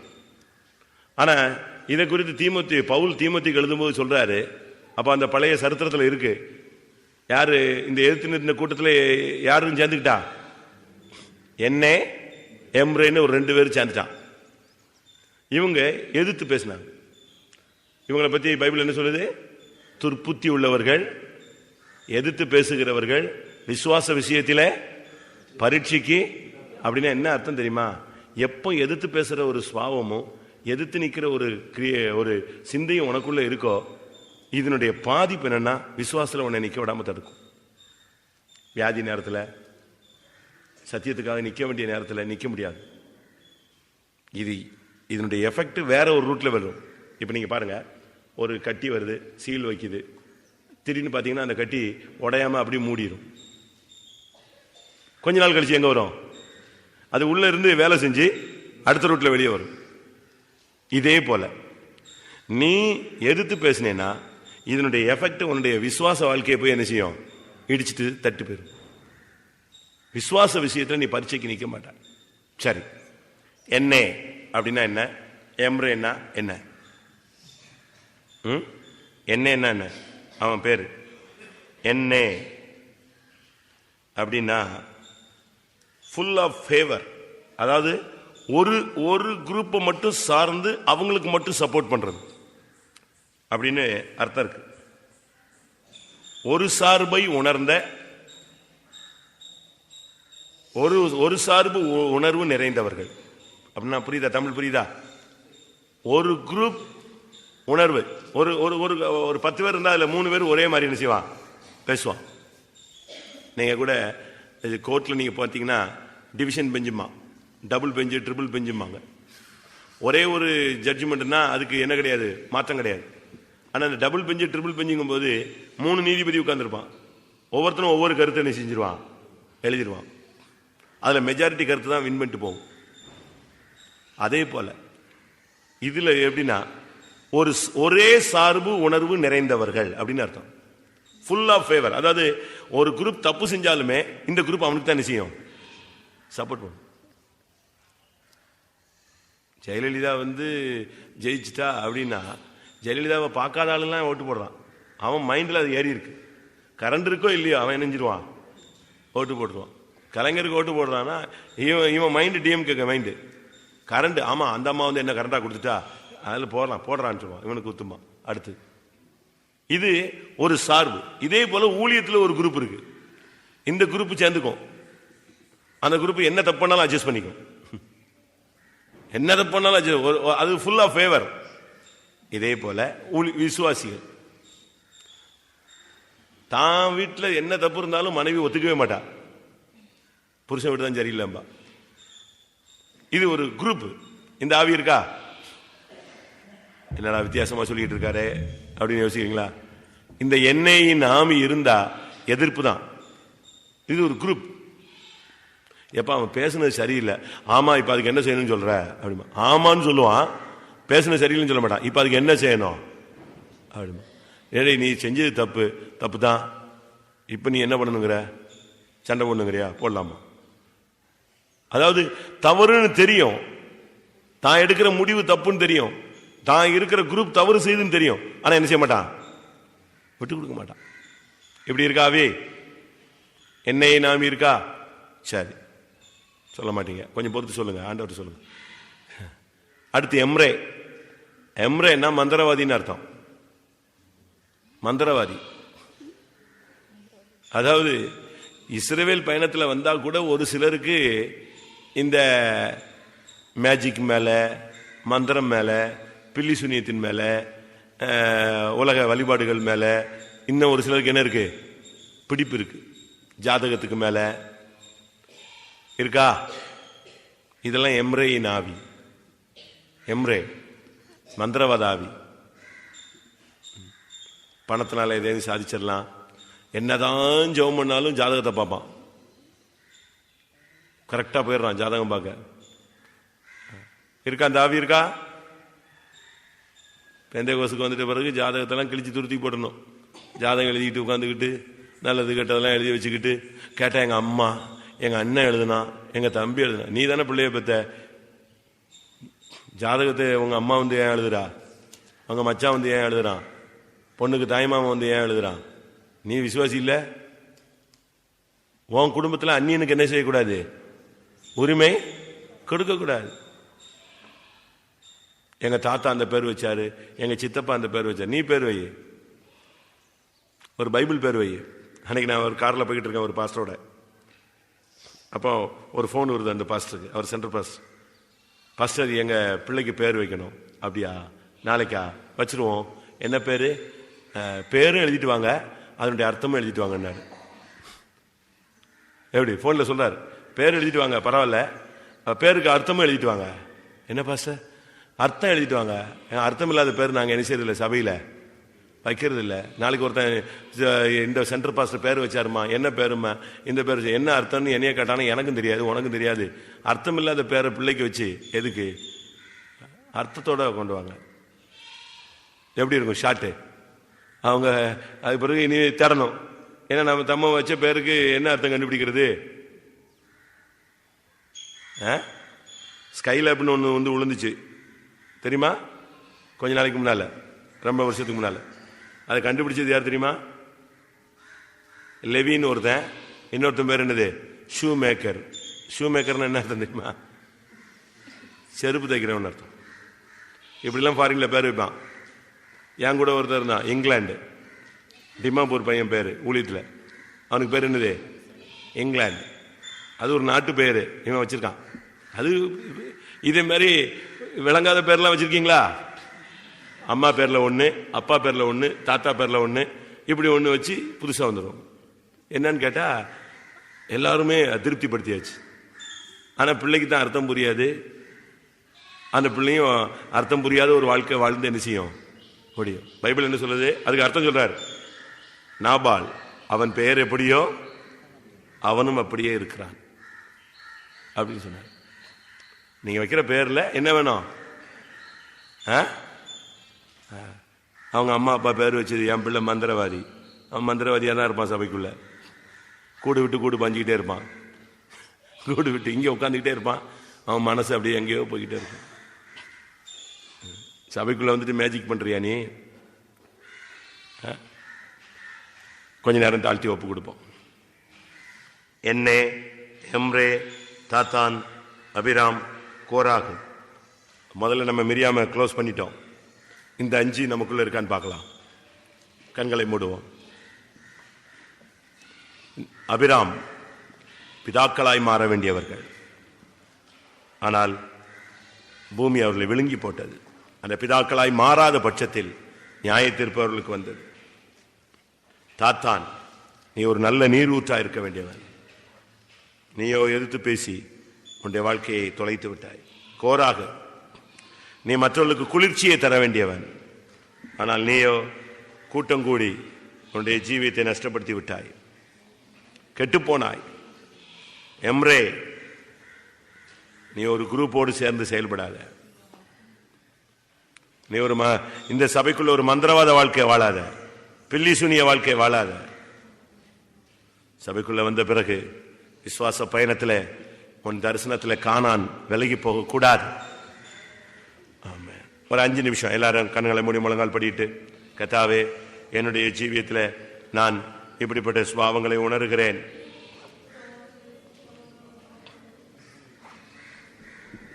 தாத்தான், அபிராம் என்றவர்கள் சபையில் பெயர் பெற்றவர்கள், ஜீவியத்திலே மாற்றம் இல்லாதவர்கள், இலக்கை அடையாதவர்கள், நியாய தீர்ப்பை பெற்றுக் கொண்டவர்கள், சடிதியிலே முடிவை சந்தித்தவர்கள். எந்த சூழ்நிலை இப்படிப்பட்ட முடிவு எனக்கு உண்டாகக்கூடாது. எப்படி ஆயினும் தெய்வமே, என்னுடைய ஓட்டம் காதேசில முடிய அருள் செய்யும். பரிசுத்தத்தில் என்னுடைய ஓட்டம் முடிய உதவி செய்யும். நான் ஒரு 5 நிமிஷம் தர்றேன். எல்லாரும் கண்களை மூடி வாயை திறந்து சத்தம் போட்டு கொஞ்ச நேரம் அழுது ஜெபித்து ஒரு விடுதலையை பெற்றுக் கொள்வோம். தாத்தான், அபிராம், கோராகின் ஆவி அழிக்கப்படட்டும். என்னே, எம்ரேனுடைய ஆவி அழிக்கப்படட்டும். மிரியாமின் தோல்விகள் பலிபீடத்தில் வைத்து சுட்டரிக்கப்படட்டும். பரிசுத்தாவின் அக்கினிக்கு முன்பாக வையுங்கள். எல்லா தோல்விகளும் சாம்பலாய் மாறட்டும்.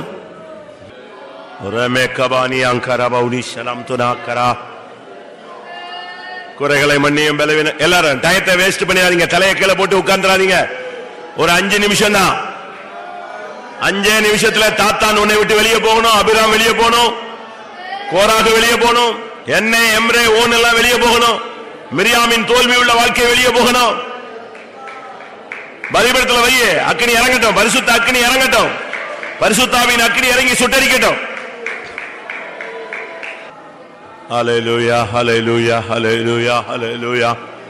சூழ்நிலைகளிலே எதிர்த்தது, மிஞ்சி போனது, கர்த்தருக்கு பிரியமில்லாமல் நடந்து கொண்டது, கர்த்தாவே, கூட்டம் கூடினது, ஆண்டவரை நடத்திப்புக்கு விரோதமாய் பேசினது, கர்த்தாவே, ஆண்டவரே, தேவ சித்தத்துக்கு புறம்பாய் செயல்பட்டது, கர்த்தாவே, ஆண்டவரே, உம்முடைய நாமத்தை உயர்த்த வேண்டிய இடத்துல உயர்த்தாவே.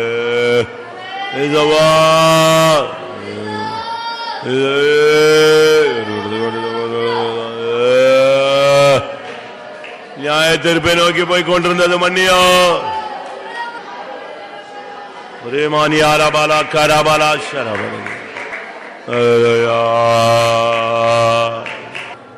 கோராகு, தாத்தான், அபிராம், என்னே, எம்ரே, மிரியாமின் ஆவிகள் இவைகளை அழிக்க நீங்கள் விருப்பப்பட்டால் எழும்பி அறிக்கை செய்து அவைகளை பலிபீடத்தில் வைக்கலாம்.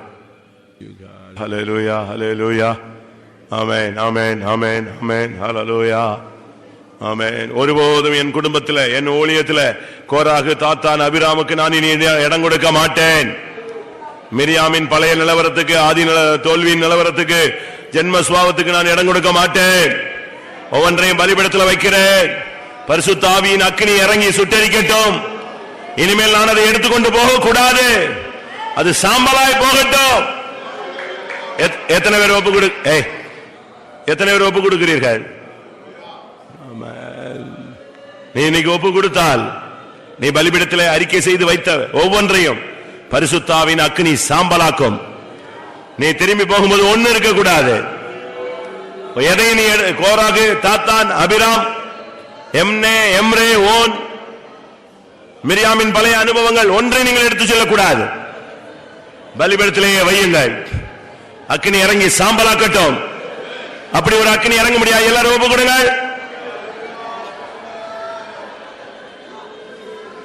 ஹல்லேலூயா, ஹல்லேலூயா, ஹல்லேலூயா. அக்கினி இறங்கினால் கூட்டத்தை முடிக்கலாம். அக்கினி இறங்கட்டும். நீ பலிபீடத்தில் வச்சுட்டு போக கூடாது. ஆபிரகாம் பலியிட்டான், அக்கினி இறங்கவில்லை, பறவைகள் இறங்கினது, அது தோல்வியாய் முடிந்தது. நீ பலிபீடத்தில் வைக்கும் பொழுது அக்கினி இறங்கட்டும், அது ஜெயமாய் முடியும். ஹல்லேலூயா, ஹல்லேலூயா.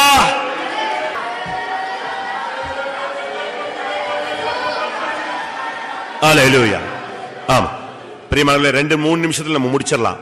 ஆனா ஒண்ணு, நீங்க திரும்பி போகும்போது என்னே, எம்ரே, கோராகு, தாத்தான், அபிராம், மிரியாமின் தோல்வி ஒன்னும் உங்க கூட வரக்கூடாது.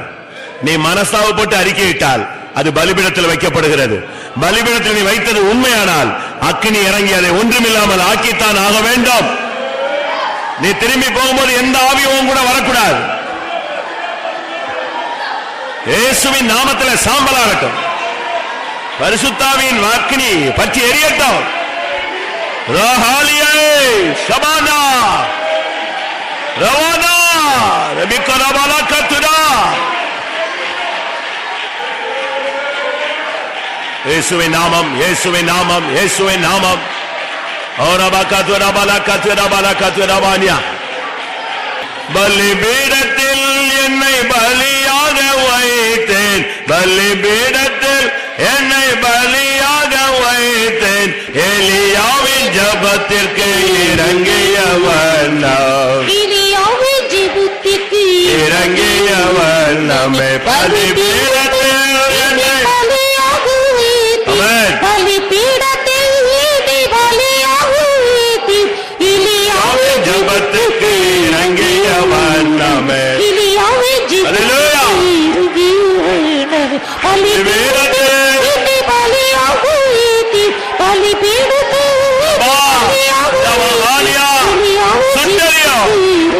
எலியாவின் ஜெபத்துக்கு இறங்கின அக்கினியே, பரலோக அக்கினி இறங்கட்டும். ரீபிரம் அங்கரமனக துனியானி அங்கரமலம் ஷரமனக துனகரவா ரெக்கரபக்கரபக்கரபக்கத்துரபக்கரபக்கத்துரா ரூபினாரே ஷரமானியாரா மகானியாராத்துரா. எத்தனை பேர் ஆண்டவரே நான் இதுல இருந்து விடுதலையாக விரும்புகிறேன், எனக்கு எவ்வளவோ மனப்போராட்டங்களும் பிரச்சனைகள் இருக்கு, என்னால ஒன்னும் முடியல சுவாமி, ஆனா நீர் என்னை விடுதலையாக்கும், ஒரு அக்னியை அனுப்பி எல்லாத்தையும் சுட்டறிய. எத்தனை பேர் கேட்கிறீங்க? ஆமென்.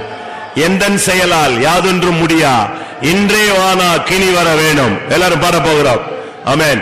என்னால ஒண்ணுமே முடியாது, எந்தன் செயலால் ஒண்ணுமே முடியாது. நான் முயற்சி எடுக்கிறேன், தீர்மானம் எடுக்கிறேன், அறிக்கை எடுக்கிறேன், அழுகிறேன்.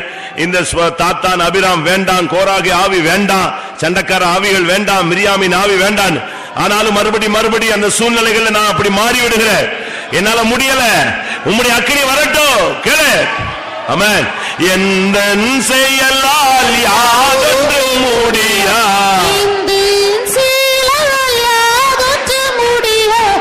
இன்றே வானா கிணி வர வேணும். இன்னைக்கே வரணும். எந்தன் செயலால் யாதொன்றும் முடியாது, யாதொன்றும் முடியா, இன்றே வானா கிணி வர வேண்டும், வானா கிணி வர வேண்டும். எந்தன் செயலால் யாதொன்றும் முடியா, இன்றே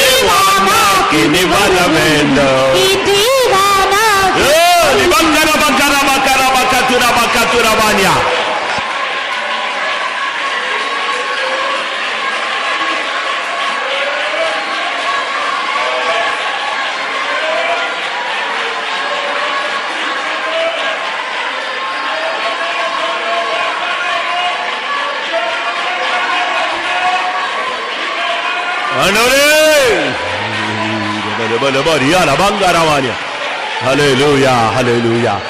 எந்த செயலால் யாதொன்று முடியா, எந்த செயலால் யாதொன்று முடியா, இன்று வானாக்கினி வர வேண்டும், வானாக்கினி வர வேண்டும். எந்த செயலால்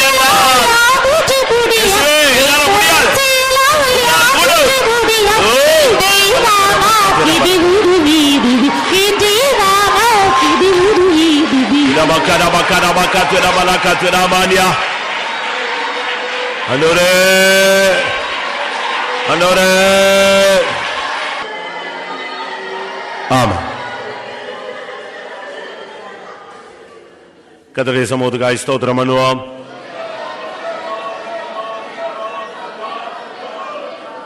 நம்மை சரிப்படுத்திக் கொள்ள இந்த வருஷத்தின் கடைசியில கர்த்தர் இப்படிப்பட்ட ஒரு சூழ்நிலையை உருவாக்கி தந்ததுக்காய் ஸ்தோத்திரம் பண்ணுவோம். வேதவசனத்தின் வெளிச்சத்திலே நாம் நடுங்கி நம்மை சரிப்படுத்திக் கொள்ள கர்த்தர் உதவி செய்து வருகிறதுக்காய் ஸ்தோத்திரம் பண்ணுவோம். Praise the Lord, praise the Lord, praise the Lord, praise the Lord, praise the Lord, praise the Lord. மீதியுள்ள கூட்டங்களையும் கர்த்தர் ஜனங்களை கொண்டு வந்து சுத்திகரித்து பரிசுத்தமாக்க முடியாய், பரிசுத்த ஸ்தலத்துக்கு ஏற்ற ஒரு சுத்தாங்கத்தை தெய்வன் சபைக்குள்ள கட்டளையிட முடியாய் ஸ்தோத்திரம் பண்ணுவோம். எந்த சூழ்நிலையிலும் பலிபீடத்தில் வைத்து சாம்பலாக்கப்பட்டவர்களுக்கு மறுபடி திரும்பாமல் பரிசுத்தத்தை நோக்கி பயணப்பட கர்த்தர் எல்லாருக்கும் உதவி செய்ய முடியாய் ஸ்தோத்திரம் பண்ணுவோம். Hallelujah, praise the Lord, praise the Lord. எல்லா கூட்டங்களையும் தெய்வம் பொறுப்பெடுக்க முடியாய் ஸ்தோத்திரம் பண்ணுவோம். சபையை பரிசுத்தமாக்க முடியாய் ஸ்தோத்திரம் பண்ணுவோம். எல்லா மகிமையும் அவருக்கே செலுத்தி ஸ்தோத்திரம் பண்ணுவோம். பரிசுத்தமுள்ள நல்ல ஆண்டவரே, இந்த ஆசீர்வதிக்கப்பட்டதான பகல் வேளைக்காக உமக்கு நன்றி செலுத்துகிறோம். ஆண்டவரே, இந்த சுத்திரி கூட்டத்தை நடத்தும்படியாக தேவரே நீர் எழுந்தருளி ஆளுகை செய்து கொண்டிருந்தபடினால் ஸ்தோத்திரிக்கிறோம். எங்களுக்குள்ளே காணப்படுகிற இந்த விடுதலை பயணத்தில் எங்களுடைய இலக்கை ஆண்டவரே நாங்கள் போய் சேர முடியாதபடி எங்களுக்குள் போராடுகிற தாத்தான், கோராகு, அபிராம், என்னே, எம்ரே, மிரியாமின் ஆவிகளை சிந்தித்து பார்த்து இவைகளை பலிபீடத்தில் வைத்து பரிசுத்தாவின் அக்கினியினால் சுட்டரிக்கத்தக்கதாக ஒரு வாய்ப்பை நீர் தந்ததுக்காக உமக்கு நன்றி செலுத்துகிறோம். இனிமேல் இப்படிப்பட்ட சுவாவங்களுக்கு இடம் கொடுக்காமல் பரிசுத்தத்தை ஆண்டவரை முன்னாக வைத்துக் கொண்டு எங்களுடைய பயணத்திலே சரியாய் விதத்தில் சென்று நாங்கள் அந்த இலக்கை அடைய உதவி செய்யும். மீதியான கூட்டங்களை பொறுப்படும், ஜனங்களை கொண்டு வரும், பரிசுத்தமாக்கும், சபையை கர்த்தாவே உம்முடைய சாயலுக்கு ஒப்பாய் மாற்றும். எல்லா மகிமையும் உமக்கே செலுத்துகிறோம். இயேசுவின் நாமத்தில் வேண்டிக் கொள்கிறோம் பிதாவே. என் ஆத்துமாவே கர்த்தரை ஸ்தோத்திரி, என் முழு உள்ளமுடைய பரிசுத்த நாமத்தை ஸ்தோத்திரி. என் ஆத்துமாவே கர்த்தரை ஸ்தோத்திரி, அவர் செய்த சகல உபகாரங்களையும் மறவார். ஆமென். அல்லேலூயா, அல்லேலூயா, அல்லேலூயா. ஸ்தோத்திரம். அடுத்த கூட்டம் மாலை 6 மணிக்கு.